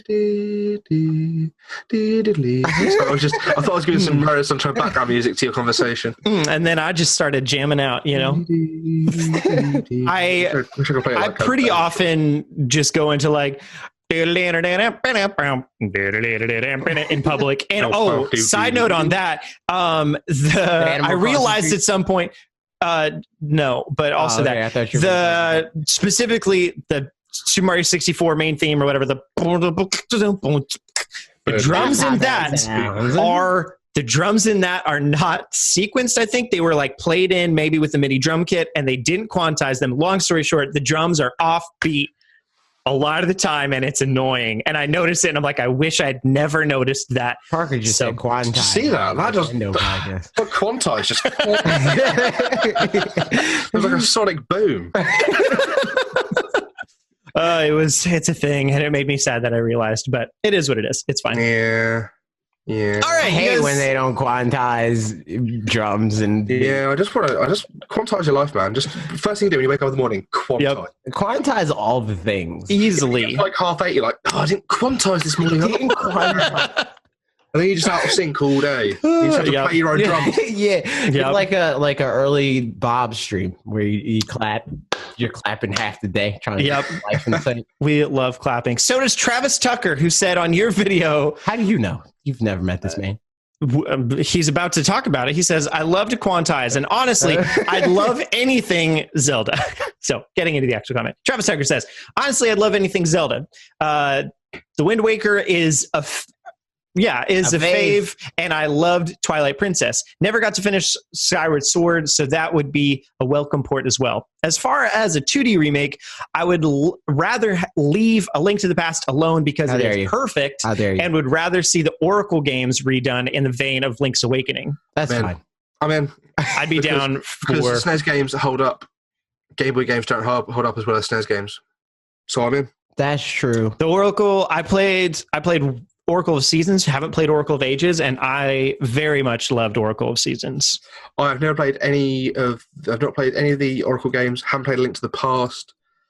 So how dare you? I know, all right. Switch and play it. You see, the other day, I finished Link's Awakening, and I was like, I want to play another Zelda game. So I started playing something else, and I was like, I literally have one the Zelda game. Yeah. I just still haven't picked it up. Yep. I'm like on the 4th dungeon of it or whatever, and so I'm in the Dark World, but that was like back in September, October, something, when something else came out, and then I went into that, so I haven't picked it back up since then. But it's fun. I would love to see the Oracle games redone. That would be super good. That game at some point in my life. Link's Awakening? That too. And Luigi's Mansion. Yeah, I just asked Ashley yesterday. I was like, "Do you want to be a part of finishing Luigi's Mansion?" Because I'm waiting for you to do it, and I have a bunch of backlogs, so I can keep waiting, but like at the same time, probably I should finish it up at some point. And she was like, I don't know. So I still don't have an answer. We'll have to find out how that goes. At some point, maybe I'll just turn it on and be like, let's play. And then if she says no, then I'll just start playing, and then we'll see how that pans out.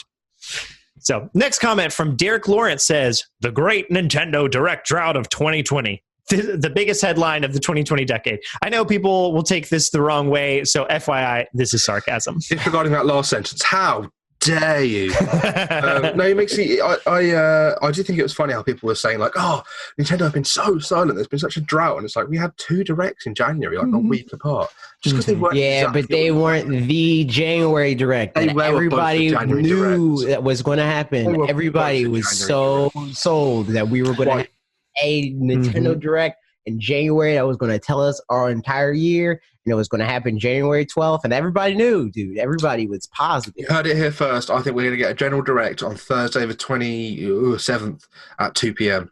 That's my guess. So the January alongside the platinum alongside the platinum 4. The platinum thing's going to come out in the morning because it's going to be a Japanese magazine, so it's going to come out in the morning. Probably about 7 a.m. UK time, maybe. And then 2 p.m. UK time will be the direct. It will be announced on Tuesday for Thursday. It'll be interesting if it does happen. I mean, I'm just expecting to never expect it again because we'll be at PAX. So, like, that said, if there's a direct at PAX, that would be super. I mean, it would suck for making content about it straight away. And but or maybe that not. Would be, who knows? I don't know. Yeah, I don't know. Maybe we wouldn't have been able to anyway. Because we could literally just be like, "Yo, James, that's true." Us talking about what we think about the direct, and then we edit that, and then that's easy. That could be very fun. Script literally anything. But watching a direct at PAX with a bunch of people would be super dope because, like, usually it's. I mean, I love watching them with Ashley, or like. I'll watch them with Mitch otherwise, but like most of the time I'm the one getting more excited for things. And I don't even get this is why I'm excited about this because and it's always like, and I'll be like, oh, okay, so this game, like I don't really care about it, but this is really exciting for these people because they've been blah blah blah blah blah. And I'm like, but this way I can just be like, it's you're excited about this. It's like watching an MCU movie with your mum. Where you've probably not seen a couple of the films, so you're like, oh, that's Thor's friend. This one's Korg. He's hilarious. If the direct is on at 11 o'clock at night, give me the login details for fanatixfour stream thing. The Twitch? And I'll pretend to be both of you and I'll stream it. or stream it and have me in the corner on my own. See, there's like 12 of you at PAX all streaming it together, and there's just me in the corner. That's me in the spotlight. Yeah, just being. And it just says Max says hi on top. It's good. Like he's gonna have like a tub of ice cream and be crying. Yeah. Look at these people that don't want me to be around. Probably wouldn't have minded if I could get there. Down the ocean. You should. I know. You should come. It would Why be not fun. swim, dude? No. Okay, if I leave now, I might get there in time. That's true. Oh, how long would that take? Let's not get into that. How long would that take? Grimhane, how long would it take? Hang on. Oh wait, no, you guys got beef. I can't ask Grimhane. I don't have beef. He just doesn't like me anymore. Same thing. That's beef. Beef could be one sided. Where's PAX East? Boston. Yeah, it is Boston. Are you looking at how long it takes to swim? Basically the UK. Dude. Boston is basically the UK. I mean, pretty much. Cool, Boston Tea Party, they love tea there. Exactly, man. You obviously. both love tea. So you love tea so much you were fighting about it. There's back to Divinity real quick. Somebody made a video that was great. Where how dare they? They can't make a great video. I know. It was a British guy, so that's something that makes sense in this video. It was how to completely cheese Divinity Original Sin, and it was using a mod that somebody made where you can have like a herb garden or whatever. So you plant things, and you can use they have seeds come out, and then you plant more things, blah, blah, blah. And you can, if you get tea, then you can plant a bunch of tea, and it's like worth a lot of money. And if you bake it, or it's tea leaves, and if you like, make actual tea out of it, then it has properties. What does this have to do with Zelda remakes, dude? Nothing. We were talking about tea. But like pretty much you figured out a way to cheese the whole game by using tea, which is the most British thing I've ever heard, and I loved it. And I like tea as well. Going on. Gannon Dragmeyer said, I was a Zelda fan. His name is Gannon. You're so right. And Dragmeyer, I would really enjoy a remake or reimagining of Zelda 2. I really love the Oracle games, but I don't think it's the right time to do a remake like that yet. That would be wild. Because like reimagining Zelda 2? Oh, yeah. Yeah, because every other game is like based in the original pretty much, even like in a roundabout way, Ocarina of Time. Because Ocarina of Time is just like Link to the Past, but in 3D. Right, yeah. So it would be so weird if they're like, all right, let's do the weird one. And if they gave that to an indie developer as like, like Cadence of Hyrule, but like a Zelda 2 remake. It wouldn't even be cool though. But like, I want like a Breath of the Wild like level. Oh, like of Zelda 2? That amount of scope. But like Zelda 2, so like have like some like whatever new like rationale they have behind like, how they craft the world and whether or not it's like a sandbox game or whether it is open world, but just like on the same scale as a Breath of the Wild. What important iconic elements of Zelda leveling up do you want brought over? I think that would be. That would have to be a thing. It's just that it's more of an RPG. Yeah. Like a lot of people think of like Zelda just generally now as an RPG, but it's not really one. Yeah. I mean, it's RPG tropes in terms of like you got to go to that guy and talk to him before you can go to the other guy and talk to him. But the main part of RPGs is, and this is why it was controversial that Monster Hunter won RPG of the year, because you level up your gear, but you don't actually level up, which is like kind of one of the core things. But like, Monster Hunter's a weird one because it's not really an RPG, but it is definitely an ARPG. So like, where does it? Yeah, right, exactly. I mean, like that's nice that things are blurring lines so much because it means there's more variety. But as far as RPGs go, like Zelda 2 is definitely an RPG where like you level up, you have on the gradient, it's way more closer. So that would be really interesting to see that, because I very much like RPGs, as we well know. So seeing them do a version of that, but I think it would also be fun to do just kind of keep it more similar to what it is and have it be a smaller scope thing, like a 60, but just make it good. Yeah, exactly. Something like that would be like just real fun. I agree. By the way, 8 months to swim from. So no, you wouldn't be here almost in time. Maybe PAX West. Almost in time for next year, dude. Yeah. I'm not going to do it. I've changed my mind. Oh. And then a long comment from Arrow Auro. Wait, you got to do it for like a Nintendo event, so you could be like, what's his name? CND. Max swims across. Yeah, like you got to do it like around when the swap is going to come out. Like you got to swim to New York. Right. He's the one that's like the first one. He was the first one to be like camped out in front of the Nintendo store. Yeah. They did it again with something else. I can't remember what you did it with something else. Nobody cares. Mario Odyssey, dude. Nobody. Yeah. Just the first time. So you got to do it. What a fall from glory that was. Yeah. Anyway, sorry, enough about CMP, Alex. Oreo. That's it. Oreo said the following: what I'd love to see remastered / remade / ported to Switch: Ocarina of Time and Majora's Mask HD bundle, Wind Waker HD, Twilight Princess HD, Skyward Sword HD. Might as well mention Mario 2, Super Mario 64 Definitive Edition, Super Mario Sunshine Repainted, Super Mario Galaxy HD Bundle, Super Mario 3D World Plus 3D Land Deluxe. And a note, Ocarina of Time and Majora's Mask HD Bundle would be enhanced ports of the 3DS remakes. Look up gameplay of them in 1080p or 4K. They look amazing. And also, yes, claps, indeed. I'd like Wind Waker and Twilight Princess to be bundled since they're both re-releases, but we know Nintendo wouldn't do that. Also, I know I bundled Ocarina of Time and Majora's Mask, but since those are direct sequels, I think there's a higher chance of them being bundled. And lastly, Super Mario 64 Definitive Edition would be an HD remaster of 64 and 64 DS as either two separate enhanced games or combined into one enhanced game. I'd love to meet the person that would disagree with that comment. It covers so many bases. I disagree with the Sunshine name. I disagree.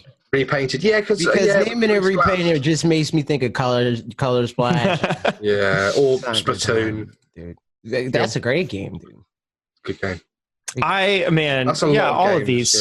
Yeah. Like that's like the wish list, isn't it? I guess. I think the thing is, if we like the leaked Nintendo Direct, that's fake. If we don't get Breath of the Wild this year. Breath of the Wild 2, which I would still very much like Breath of the Wild 2 this year. But if we don't get that game this year, then it seems like unless we'll get something completely out of the blue, we're gonna get a remake of a game. We're getting a brand new F-Zero game. You heard it here first. True. So, I mean, that'll be, it'll be fun to get remakes of stuff or HD versions of stuff. Probably, I think Skyward Sword does seem like possibly the most likely. Wind Waker and Twilight Princess would be the easiest for sure. I think those are probably more likely. Especially since Nintendo is like, yo, Wii U, you thought you existed. Yeah. You thought you had a legacy? Yeah. Okay. Okay. And they're just porting everything that has any worth.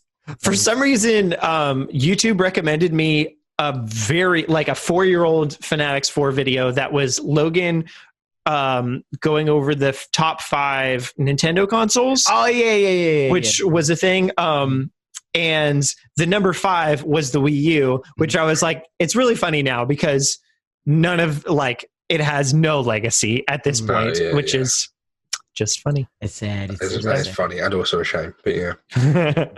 But, it is what it is. And now, any last thoughts on all that stuff, guys, before we move into the last and final section? No, good video. I enjoyed it. I agree. Mm-hmm. Thanks. Q&A. Okay, first of all, the Q&A. From the YouTube community, we got Cocahanis who said, will you guys be using any amiibo? This is regarding Animal Crossing. Mm-hmm. I'll ask all the questions and we'll just answer them in whatever works. Will you guys be using any amiibo? Will you play with subs sometimes and when? I want to play with as many people as possible. Crying face. Most thing that excites you about Animal Crossing, and any questions left after the direct? Let's go through question by question. Will you guys be using amiibo? No. Yes, I have them. I have one, so why not? Sure. Not a lot. I mean, what even is Tom Nook going to do? Yeah, exactly. I don't know what it's going to do. I'm probably going to buy more because there's other villagers that are neat, Mm-hmm. And if I can get them in my village and then kick everybody else out and say, I already got the ones that I want. You're not allowed here. Can I use my Link amiibo and Link's going to show up in my town?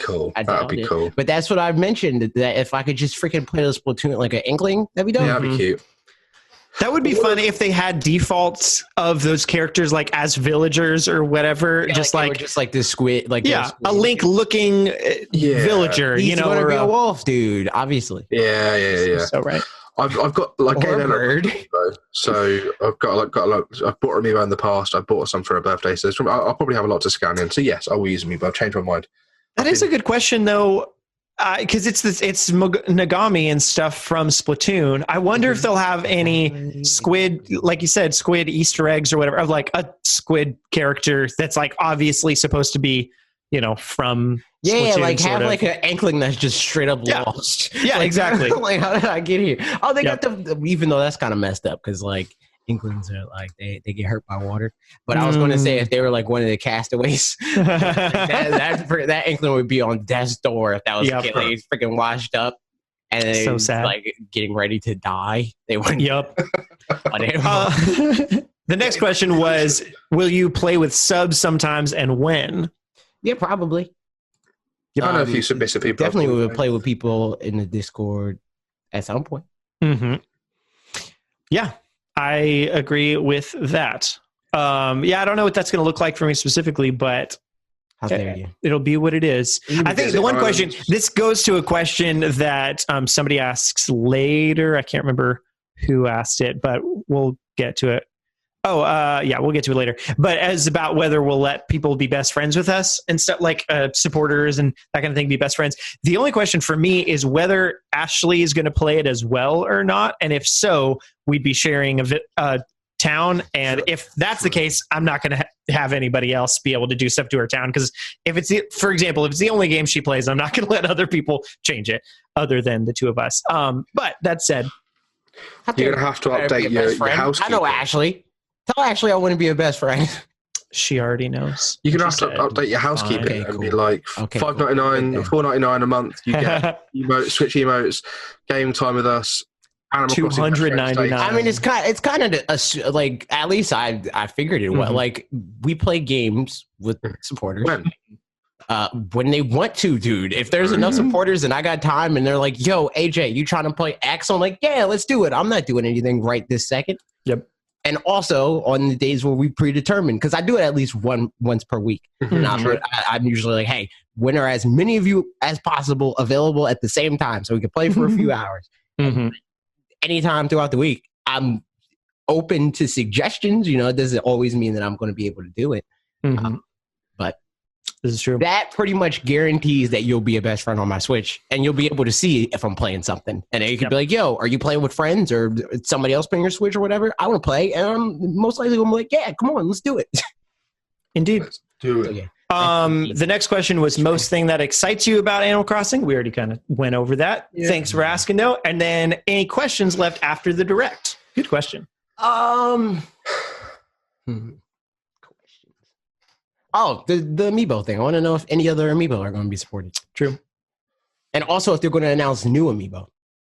And also if because it seems that like events now are tied to the updates. I wonder if that just permanently puts that event on your Switch, like, you know, like, because before it was just tied to the calendar. It's like, oh, it's so you got the Halloween event or whatever.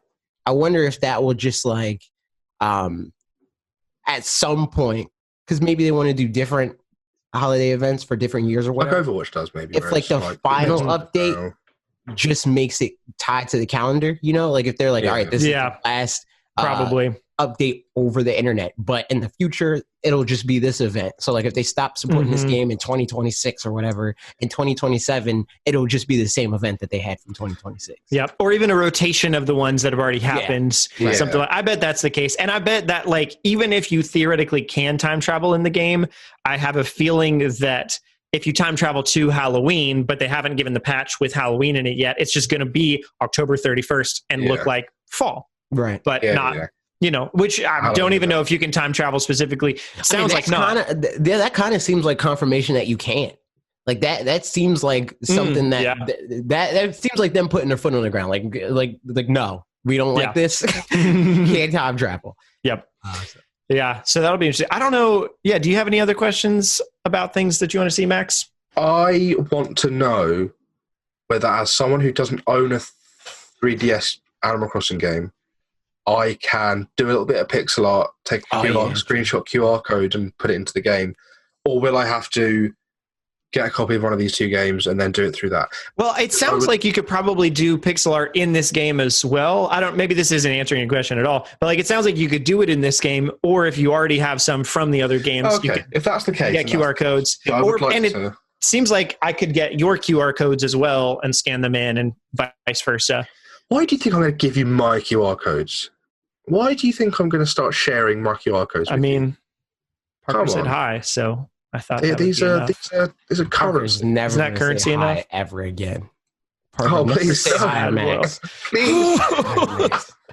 Sad. No, that's my last question. That's it. Cool. I don't know that I specifically have any right now. I don't know enough to know what I don't know. So everything, I was like, cool, yeah, there you go. There it is. You'll have questions in a month, won't you? I surely will. All right, now questions from Twitter. Jack Harrison asks, what is Animal Crossing? It's when you see like geese and ducks. It's when the chicken crosses the road. Yeah. And they all go one by one, and you go, oh, that's nice. And then, like, eventually, like, just hurry up because it's been a while now. You ready for a Parker tangent? When I was working at Burger King back in college, it was like a really slow afternoon one Saturday or whatever, and we saw a family of ducks crossing the road just like right outside Burger King. And we decided to like go out and just look at them doing it because it was really cute that they were walking across. There's probably like, I don't know, 5 or 6 ducklings. And as they got up to the curb to try to get up, some of the ducklings couldn't get up, and it was really cute. So we like went over, ran across the street and like just helped them up there. And it was like, what a wonderful and just cute memory of ducks walking across the street. I don't think that I've ever seen, I've probably seen ducklings in the wild other times, but that's the one that sticks out in my mind. Only in captivity. Only in captivity. Alex Van Aken from OK Beast asks, everybody go watch this Fortnite video, even if you don't like Fortnite. It's a great video. It's really good. They made it good. If you like No Clip, if you like documentaries, you like anything like that, you'll like this. If you like video games, you'll like this. If you have friends that play video games, you'll like this. If you have family that you play video games with, you'll like this. So go watch it. OK Beast 2.0. True. Also, Alex, it turns out, is my doppelganger. We focus on him. I think I look too much like Alex wearing good. So we're a couple of handsome lads. So Watch it. Go watch it. If I do say so myself. So he asks, what sort of limitations do you think terraforming will have in Animal Crossing? Once you get through the crust to the mantle, not only do your weapons and tools start to melt, but your skin starts to melt because of the heat. Dies. Yeah. I think there's going to be like certain parameters to it where like this is part that you can't move. Yeah. You know, like it's going to be like Breath of the Wild where it's like there's certain things that you can't climb, dude. Yeah. Just it's impossible. Yeah. And like probably, I don't know, like maybe to some degree too, it's sort of like in Minecraft where you have to take dirt from somewhere to move it to somewhere else. There might be something kind of like that where you can't just add dirt to everywhere, but it's kind of, there's always a limited number that, you know, kind of heads out or something. It doesn't look like they're putting it down and lifting it up. It doesn't look like when they're building a little thing, they like take it from the bottom and you'll take it from the waterfall and put it somewhere else. And I think you're right on that. Because otherwise it'd be so easy just to completely redesign the island to look exactly how you want, which you could do. Like, to the point where you could it would be too easy to mess your island up. Yeah, right. Like have nothing there anymore or have too much or whatever. And like, that's why the rescue service is there, I think, is in case you're like, I broke my island. Besides that though, I don't know. It does seem pretty powerful to be able to terraform it as you go. So yeah, I think maybe the fact that it's a bit time consuming might be the thing that puts people off from just doing like completely redesigning their entire island to be however they want. But I'm probably not going to care that much. There might be like one thing that I don't like that I'm like, I don't like this being like that, and then I'll change that, and then that'll be it. But outside of that, I'm like, I don't care. I think for me, it might be like, oh, I like this house being over here. I wish there were a river over here, and then like stuff like that. You know, create a river, a moat to keep the villagers out. I give it 2 weeks before we see on Twitter, I made Kanto as my village, and the village is attacking. You're so right. What a good prediction. On all of the points and things like that. That's what I think is going to happen. Yep. Yeah, I agree. Good question. Max's doppelganger. Eric Henley asks, do you think we will see any big new IP this year from Nintendo? I hope so. I really hope so. I don't know. It depends. I mean, so are we counting? Would you say that Astral Chain was a new IP from Nintendo, or is that just purely a Platinum Games thing that happens to have Nintendo? I think that's a Platinum Games. I would say Platinum Games too. And I don't even know if I would classify that as like a big new IP. You know, like in all caps. Like it's not like a big AAA sort of. Yeah. Okay. Fine. I mean, what was the last big Nintendo IP? Was it ARMS? I think probably. Or Labo. Ring Fit. Yeah, Ring Fit. That's true. ARMS is the most recent one that feels like it fits in that, because I mean Labo as well, I guess, whatever.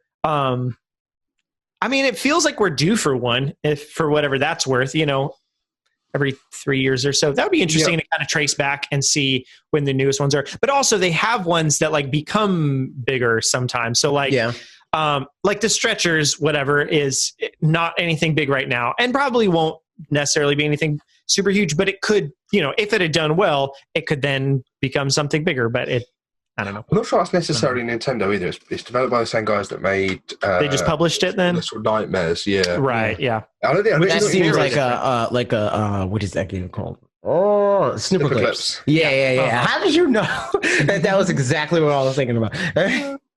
That's exactly what I thought when it first came out. I was like, oh, it's a Snipper Clip situation where they've allowed an indie dev to do this. But that is fun that they're working more with indie devs. So also Sushi Striker. That's another thing. Well, that's Indie Zero is not really like the same sort of situation. Sushi Striker is not a good game. Yeah. I didn't say it wasn't. Same similar situation. I'd like to see a big new IP. I'm not sure we'll get it from, because if you think of all the big Nintendo development teams, you've got like the one that's making Zelda, Monolith Soft doing Xenoblade Chronicles and some Zelda. Whether they've got something in the works, maybe. I don't think we're going to see it this year. They got a whole bunch of EPD people, like 12 teams. The Splatoon and the Animal Crossing team are the same team, so they're doing Animal Crossing now. There's probably a few, like Retro Studios is deep in Metro Prime 4, but you can also watch Parker's video. You can watch Parker's video coming out at some point. Sorry I probably shouldn't have said no, that. that's good. No, I was about to say the same thing, so that's perfect. Oh, excellent. There we go. Just very vague. We're just plug in. Yeah, there's lots of teams around. Whether any of them are free enough to, be able to do it. Yeah. So I don't know. Yeah, I feel like it's about time. For whatever that's worth. Whether that means something's going to happen or not, I feel like it's about time. I'm with you. So, about time for a new Ice Climbers game. Forget the new IP. That's so true. They got too many IPs. Stop making new ones. I know. Yeah, I mean, that any time Nintendo does release a new IP, that's just another 30 years that we go without a new. Well, yeah. But you know that if someone, the conversation Nintendo doesn't do new IPs and go, well, what about this new IP? We're like, well, that doesn't count. Yeah. Does it? Okay, all right. Yeah. Yep. Yeah. So I think that's the main reason why, like, a lot of people are like, well, they haven't done new IP since X or whatever, right? Whatever was the last one that resonated with them. Like, a lot of people will skip over, but like, what about that one? What about Splatoon? Literally. Yeah. Like, that doesn't count. The last one they did was Animal Crossing. Yeah, I mean a major new IP, like a new Zelda or Mario, and it's like, well, Splatoon is like the most successful new IP. Yeah, and it's like that for me, I don't really have that hunger for a new IP. I want them to like do better at fostering the ones that they already have. Yeah. I guess it's that people have given up hope for some of those to some degree too, like that we're never going to see a new F-Zero or whatever. So because you definitely hear both those things in conjunction, people wanting those old IPs to come back and the new IPs I think to with happen. Nintendo is just, especially like they're always driving that home where it's like it's way more likely for them to use an IP that they have already than to use a new one, because they're like, okay, what do we have that this idea fits? Right. It's just a thing of like, what could we change the wheel of and remake and blah blah. Yeah, why make a new IP when we have an IP that we can push this new idea? Like Splatoon was literally almost Mario. Yeah, right. Yeah, because I mean, Nintendo philosophy is, how can we change the gameplay? How can we change what new fun ideas can we have, as opposed to, all right, we need a new game. We need a new Mario game. Yeah, exactly. Yeah, I mean, they definitely do that. But there are definitely ways where they go, let's make it into this. They don't just make a new IP for the sake of making a new IP. They're making a new IP because what they have in mind doesn't fit their current IPs. Right. Yep. It's true. Let's go into the last question. All the questions from Discord, because we got a whole bunch of them. Here we go. Lord Commander Grimhain said, should Nintendo look into somehow harnessing the rage of fans into actual energy? I think they do. It's renewable, so it is renewable energy. What they have is that when every time they send a tweet out, that tweet is actually attached to a giant turbine. And every time someone says, this isn't the direct, where's the direct, the turbine spins at like 1 million miles an hour and just powers Nintendo. Yeah, it's great. Like when you go to Nintendo and you see the giant fan just like working overtime, like it was the Chibi Robo tweet from 2018. That one, they were actually running low on energy, so they were like, let's get this guy out, make sure to get some rage going. So about 2 p.m. GMT. So it's like 6 a.m. whatever time it is there. They're like, oh, time to start the day off. They said the tweet, and then like, with the coffee machine still on. It's like, send something out about Snack World. Send something about the fire. I want one of Nintendo's Byleth quickly. I want one of Nintendo's tweets that's like clearly like incendiary. Yeah. I want them to put send tweet at the bottom. Like, they're like, Turbo tweet, send tweet. Nobody, Nintendo, and then just the tweet. Yeah. Oh, man. Yes. That seems like a Pokemon Company thing. I feel like they would do that. Yep. The social media team there is VWoke. I can't remember the name of the UK community manager or the Twitter guy, but he is. Oh, Luke's the community manager. I can't think of the name of the Twitter guy. But anyway, he does some funny stuff where he's cheeky. Did you see the month of Luigi? I think that was in the UK that went on for like 40 or 50 days. It's like so we were like halfway through November, and it's month of Luigi, day 41. Here's. I didn't see. It was really funny. That's really good. Next That's question from Joker. That's where Parker got that joke. Must have been. Patar35 asks, did y'all watch the Animal Crossing Direct? No. I surely did. 30 times. Yeah, good point. They had a Direct about Frogger. Lord Grimhane said steak or lobster. Hashtag Fanatics Foods. Steak. Yeah, I have had actual lobster, I think, 0 times, and I just don't really care. I went to a specific restaurant called Burger Lobster. Lobster. Lobster burger, something like that. I don't know. Burger and lobster. And then you can either get a burger or you can get some lobster. And I'm not a big seafood guy, but I was like, I've got to try a lobster. I'm not going to get a burger here. So I got the whole lobster with the bibs and the crack in the claws and all that stuff. And I was like, cool, time to do it. And I was eating it and I was just like, I'm really just consuming butter right now. I'm just like, this really needs to be soaked in butter for me to enjoy this. And everyone was like, oh, it's amazing. Oh, and I was like, it's fine. Yeah, right. And it's too much work, I feel like. Again, not having had it myself, just observing and being like, nah, I don't want to. Like, again, I was like 7. Supposed to be squeamish. I went to a restaurant with my dad and my stepmom, and my dad was like, order whatever you want, because, I mean, that's just the thing. Yeah. And I was 7, and I was like, I want lobster. And then he was like, okay. And then my stepmom was like, you're really going to order a 7-year-old a $30 lobster or whatever? And then he was like, yeah, why not? He wants it. And then I got it, and I was like, this is gross. Oh, no. Yeah. But you should get the cool nutcracker, Big old rip. I guess. But also, you could just be having a steak like this. The first time I had wasabi was on steak, which is kind of random. Really? Yeah, but it was very good. It was quite tasty. I had 2 steaks in the last week. Lovely. Oh, I've had none. What am I doing with my life? I had a Valentine's ribeye and I had a home ribeye. Lucky boy I am. You didn't take your dad to Japan and get Wagyu beef? Go watch Bob's dad's YouTube video about going to Japan. I've seen it. It has over 100,000 views. Joke. And he's really proud about it. He's very proud about it. I made a great joke on that when he posted that tweet. I can't remember what it was, and I was really proud of it. And now I can't remember it. Then did you really? Did you really make it? If Max makes a tweet, does anybody even? Were you about to say the same thing? Parker, I was. That was the same one. There's like a 3-way sync happening right now. The Illuminati is real. 3-way syncs. We're quantizing together.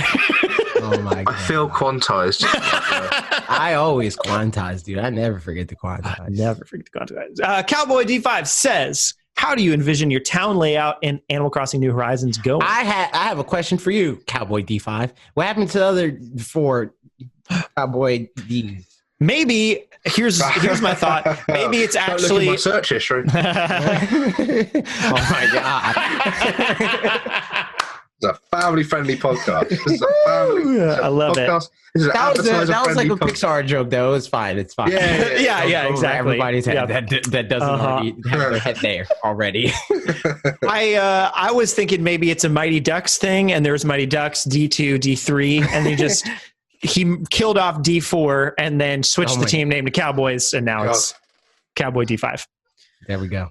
Or is it a thing that like you're the first one and you did the thing about the sequel? Thank you. Exactly. Actually, I don't know what that D5 means. I want to know. I'm going to ask the question. I'm imagining that I'm going to go full dictator and like have my house a moat and then like all of my peasants and like I get the big house and they get like the tents. I don't know how it works if you can do that or not, but I'm really going to be like lording it over everyone. Oh, look at my nice furniture, and then like. Yeah, I don't know how they progress. I wonder if it's a thing of like they start wherever you're at when a new person comes. That's what I wonder too. Because I know that like in the beginning they start because that was a big thing.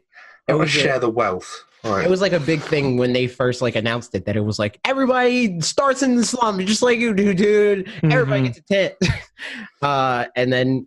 That was cool. How am I going to track my meteoric rise to dictator if everyone's doing the exact same thing? I mean, that's a good point, though, too, in the sense that, like, you're not going to go in debt for someone else's house, True. To, like, plan where they're going to go. But, yeah, probably, maybe they'll be one step behind you or something like that. I never thought of that. That every single villager on your island is going to be in debt. It's going to be, exactly. He's rich. That guy he's the sheriff of Nottingham. That's how I always feel about the player character in, well, pretty much any game that I play where I get like unlimited money or whatever, but especially in Pokemon where but Pokemon, you don't really have that much money, dude. Well, no, but in the sense that like and everybody else has very little money because you get half of their wealth theoretically, and it's like you got 300 coins from them, and it's like 300 coins. That's nothing. You took his only $3. Yeah, pretty much. Now he can never eat again. You're ruining this world. And like even the richest person, like in Gen 1, Blue has like, I don't know, 10,000 polka dollars or whatever, and meanwhile you have like 80,000 polka dollars. So the most richest person in there, Lance or whatever, nothing. Poor compared to how wealthy you are. And then Cowboy D5 continues and asks, regular or Rocky Mountain oysters? Hashtag Fanatics Foods. None oysters. I think actual oysters, I guess. I don't believe in eating oysters because Cloyster is a neat Pokemon. Also, that's inappropriate because, like, have you ever seen Cloyster, dude? True. It's very inappropriate, actually. You're right. About it. When I was at my fun work trip last week, there was a lady I met. Was that part of your drinking week? Like it wasn't actually fun. That was part of drinking week. Yeah, that was a tough week. Anyway, God, I'm having flashbacks.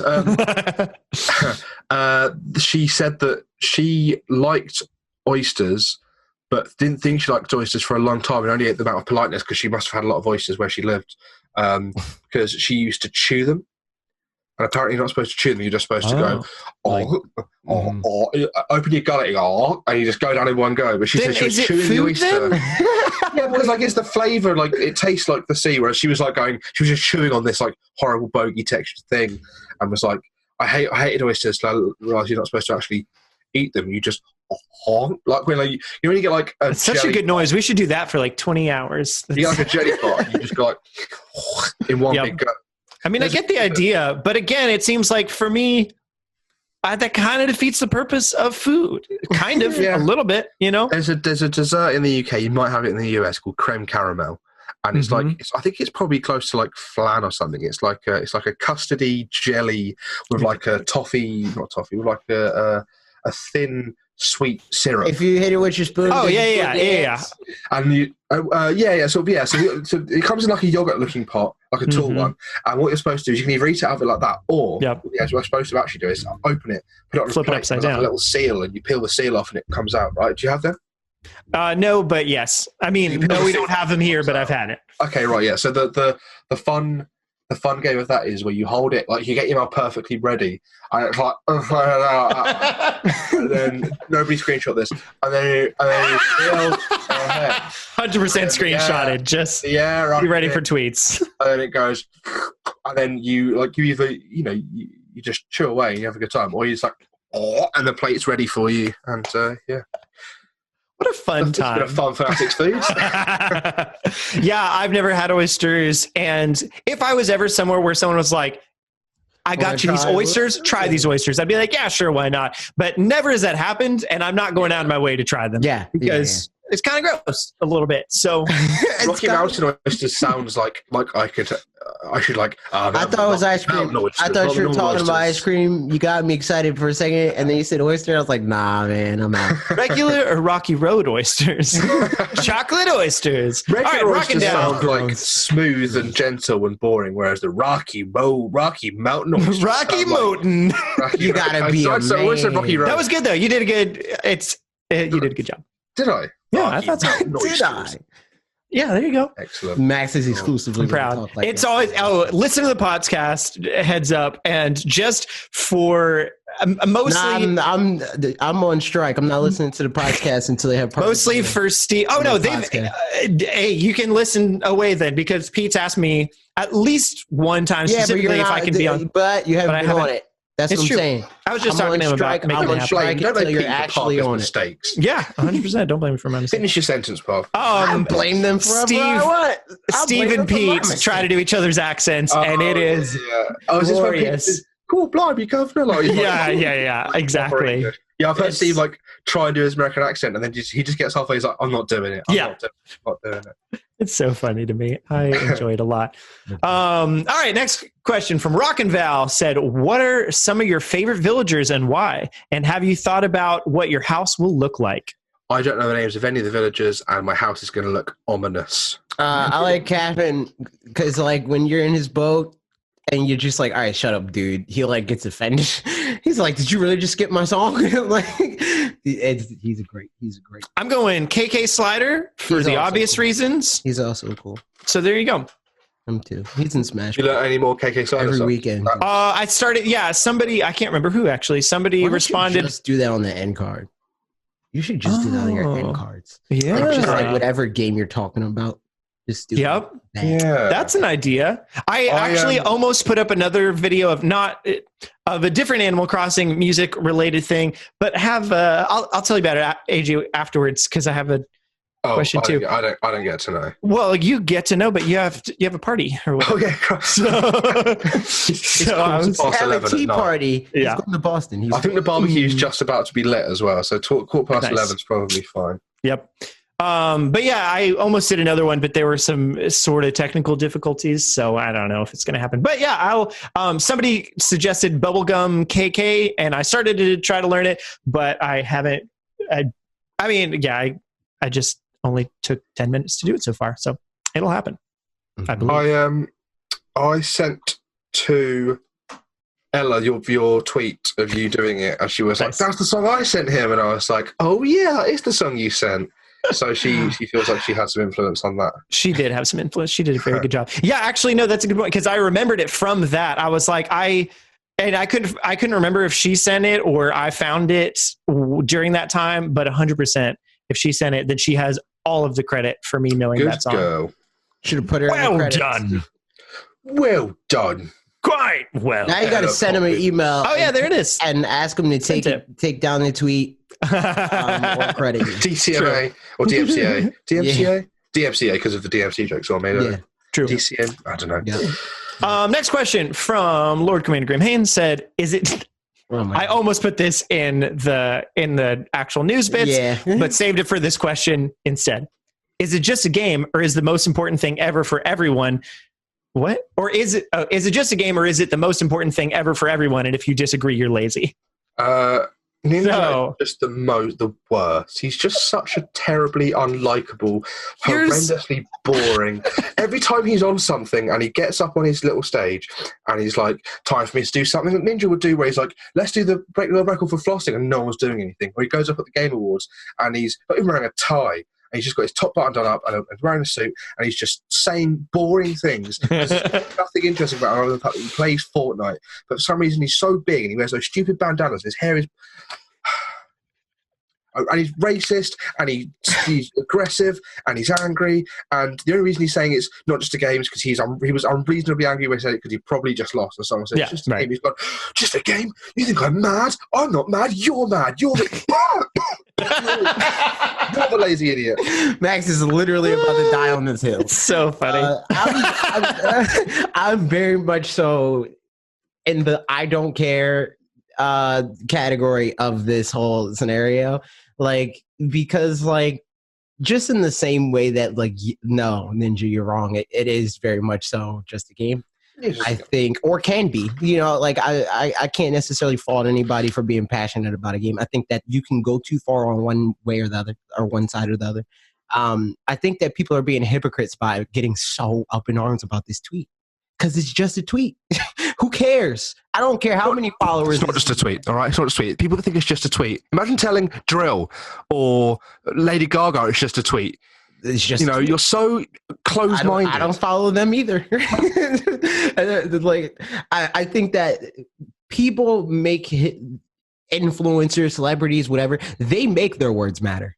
The people that get mad about it or, happy about it or whatever, they're literally the only thing that give their words any more power than anybody else's.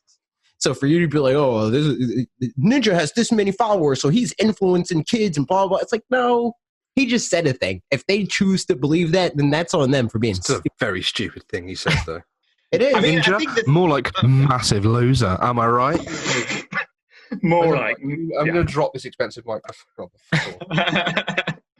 What's happened to you, Parker? Why have you changed microphones and cameras? Why have I changed my computer did its thing again. It's very annoying, and I don't like it.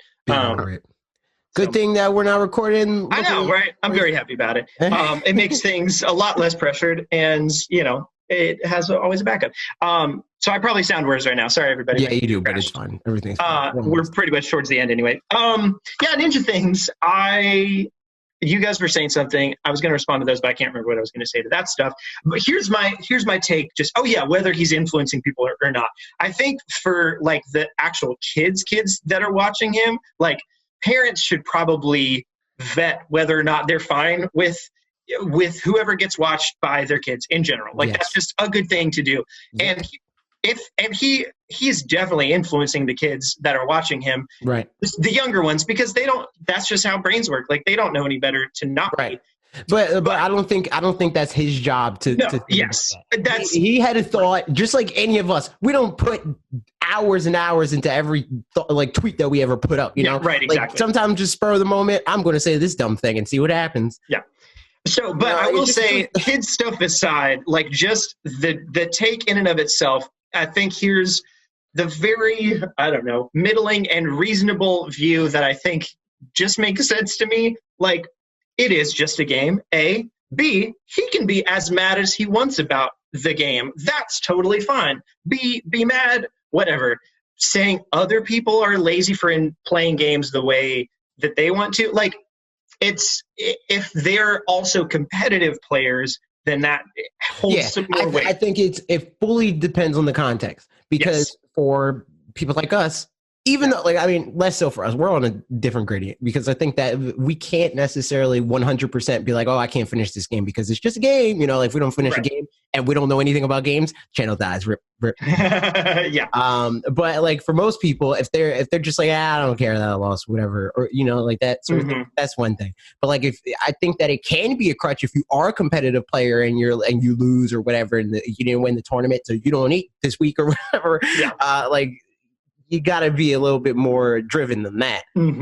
It's a gradient. It's not black and white. It's not. It's not always quote unquote just a game.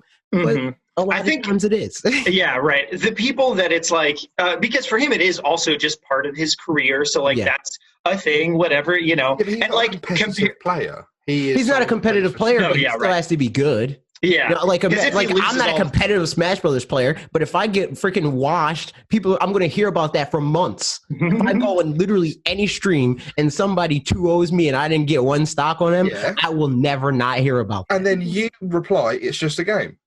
Yeah, and then I'll still hear about it for months. Block it out, man. Yeah, I think it's just like, I get where he's coming from for him specifically. I think him making any kind of generalizations for other people is just being defensive because people get defensive, and he very much was getting defensive, which is that's not like you should. And I feel like that's the natural thing to do. Don't get because defensive. When people say something, like when people tweet or whatever, they're like, it's just like it's a trope of like women do X or all men do X, right? Yeah. No, the ones that you've encountered, maybe you're unlucky enough that they're like that, but that doesn't mean literally all 8 billion people or whatever are like that. Like the people that you met in your life or whatever, or your perception of those people or whatever. Did you guys see the video, the follow-up video? Yeah. He was just so aggressive. I don't know. Was it a follow-up or was that my guess was that was the actual video, and then he tweeted about it afterwards, right? I think even if he was, I'm sure he was because you saw the video and I did not. But even if he was aggressive, it's kind of justified. Look at the replies that he's getting. And human nature is there's people that have more measured responses like we do. And then there's also people being like, yeah, right, Ninja, you should kill yourself. It is just a game, blah, blah, like. So, and probably too. My guess is I'm really on the tipping edge. I'm really on the edge of this. Like, what of saying you should kill yourself? Maybe I'm against cyberbullying, but I'm for cyberbullying Ninja. But yeah, no, I get it. Just like even on the underrated tweet, the much lower end of the totem pole that we're on. Like I get a taste of that where it's like, yeah, I get it. Like people can be jerks and like if you're mad about a certain thing, or even if you're like, oh, I'm not okay with whatever happened, people exaggerate it. It's like that thing of like, oh, you're clearly pissed because like in the Smash Bros tournament when I'm like, oh, that character's toxic. They're like, oh, he's so mad. You're salty, blah, blah. I'm like, nah, I'm more mad that you're telling me that I'm mad. Right. I think that's the thing too, for sure, is like if I'm say I'm mad at someone or whatever, and then somebody would tell me like that's dumb to be mad or whatever. I'm not going to not be mad after that. Right. But the thing is, as a streamer, it's part of his shtick. So like, I think, I bet it was exactly him. Like that wasn't him putting on a show or whatever. Like he's just kind of an angry person in that kind of context. But I think also people telling him to not be mad is just going to make it even worse or whatever. And that's why probably that kind of a thing is better in a one-on-one kind of situation, where if I was mad about something and Ashley was like, hey, yeah, that's okay to be mad. I mean, that shouldn't happen. Well, but like, also don't worry about it. That kind of thing. It's easier to have more nuanced response, whereas like with chats, it's not. So I mean, obviously, they're not even going to try. They're not even going to watch. try to have nuance. It's all just, he's salty to try to make you more mad. That's just stupid. Yeah, but that said, point taken or whatever, point made that Ninja is not the kind of person that we are very different, and I don't. Yeah, and him being a role model for people is, I saw like some threads of people where it's like, my nephew used to watch Ninja all the time and would like was like 7 and would rage all the time about games because he just wanted to be like Ninja. And then we stopped him from watching Ninja or whatever, and now he's able to take losses a lot better because he'll like watch us play, where it's like, oh, I lost, but like, okay, what can I learn better for next time?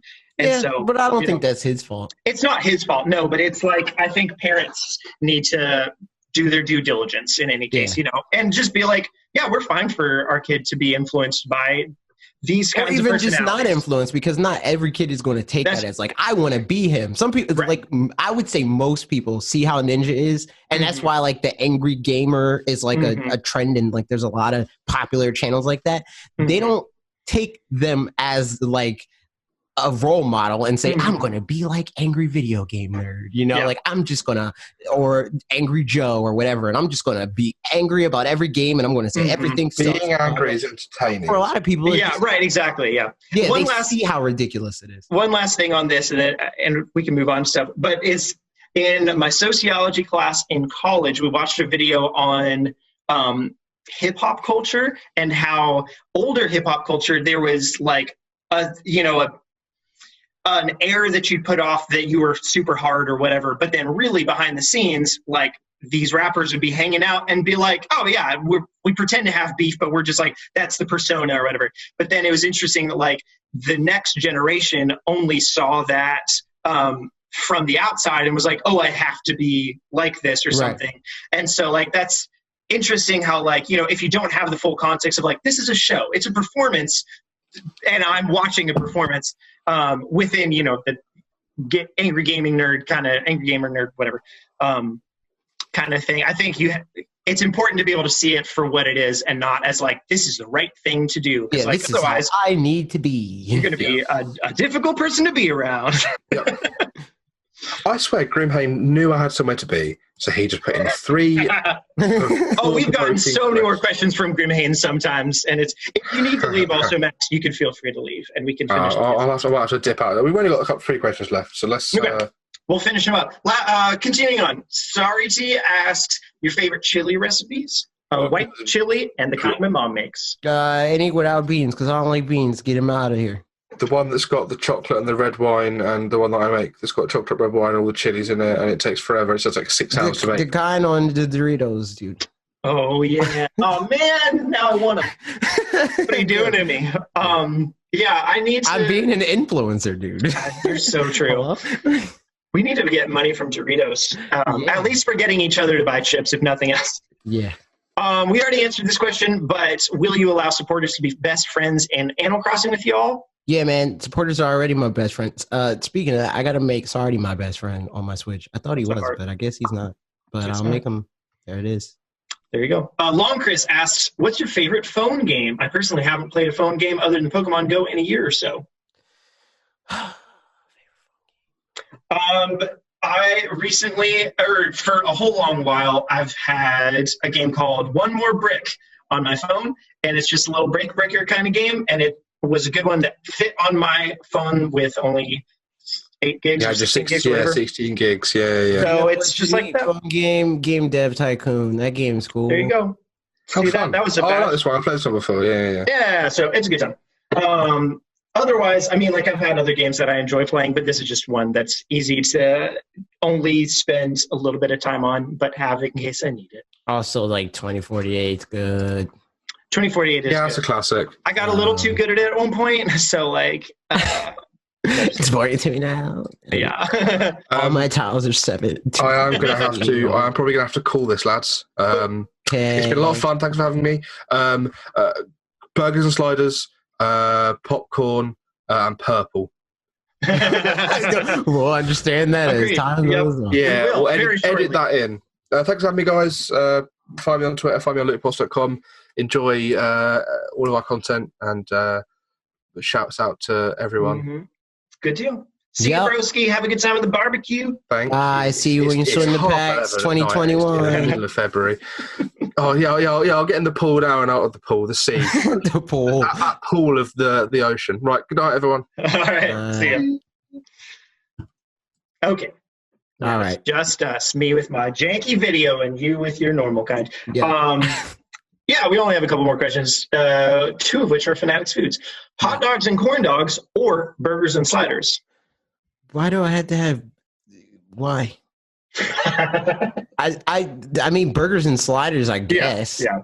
I'd say burgers and sliders. Yeah, I thought when I was first reading through this, I thought it was like hot dogs and burgers, or corn dogs and sliders, which I feel like would be a more difficult one, but I would still say. Yep. Yeah, I can't. I mean, if burgers are in there, like, because hot dogs can have some pretty cool stuff on them, and I do like hot dogs pretty well. I don't think I've ever, and I think I mentioned this before on the podcast or some recorded form thing. I don't think I've ever purchased a hot dog. Oh, interesting. They're either just there, you know, like at somebody's house or at a barbecue or whatever. But I don't like go to a place and buy a hot dog or hot dogs. I have before, like Sonic. I've gotten hot dogs at Sonic a good number of times. Yeah, even Sonic, I just buy a burger. Usually I get like a burger. I don't love their burgers all that much. Is the main thing. Like they've got some decent stuff. I'm not a big Sonic food. The only thing, I don't think their food's great. They got like desserts and stuff, like and slushies and all that crap. That's why I go to Sonic. But like if I'm there, big old drinks, might as well. Yeah, exactly. Yep. Hey, remember when this was the quality of my video every week? Yes. That's crazy. I just realized that like, wow, it's so much better now. Yeah, burgers and sliders for sure. I mean, you could put hot dogs, corn dogs, and sliders in one, and burgers in by itself, and I'd still pick I'd still pick So, but I like the pairing of those. That's funny. And then last up, we got Mega Man with 2 questions. Hey guys, thoughts on kettle corn versus popcorn? #Fanatics Foods. Probably kettle corn over popcorn. I feel like kettle corn is like higher quality, dude. Yeah. I mean, kettle corn, I feel like is more consistent quality, at least, you know, where it's like, it's just like, yeah, that's good. I wonder where like gourmet popcorns would count in this, you know, like, like the cookies and cream or caramel or yeah, like you pay like $30 for like a tin of it or whatever. Exactly. Yeah, that kind of thing. I'll say popcorn just to keep it classic, but it's tricky because there's definitely times that kettle corn is better, and it is just because I don't trust people. I'm saying kettle corn. It's a better chance of me getting like a good version of it. It's kind of like the sushi versus hamburger thing, right? It's like it's way easier to make a good hamburger than it is to make good sushi. Yeah, man, I'm hungry now. Good. And last question, still from Mega Man. So, what's your favorite color and why? Blue, and as we know, Max said purple. He said purple. We're both blue. Yeah, we are. For a while though, as a kid, it was green and white, and I didn't know why. Why and realized specifically green and white together. Green and white, no, just like those two colors. The color, I was like, combination. Green and white; those are my 2 favorite colors, independently, whatever. And I didn't know why for a long time. It changed at some point, and then when I was like 13, I thought back. This was like when I was probably 7 that was the case. When I was 13, I thought back, and I was like, I loved the Power Rangers at that point, and those are my two favorite Power. Actually, was that the same Power? No, because white was Tommy, right? Yeah. He was red and he turned white. But the green and the white one, those were my favorite Power Rangers. So that was why green and white. It was kind of dumb, but that was it.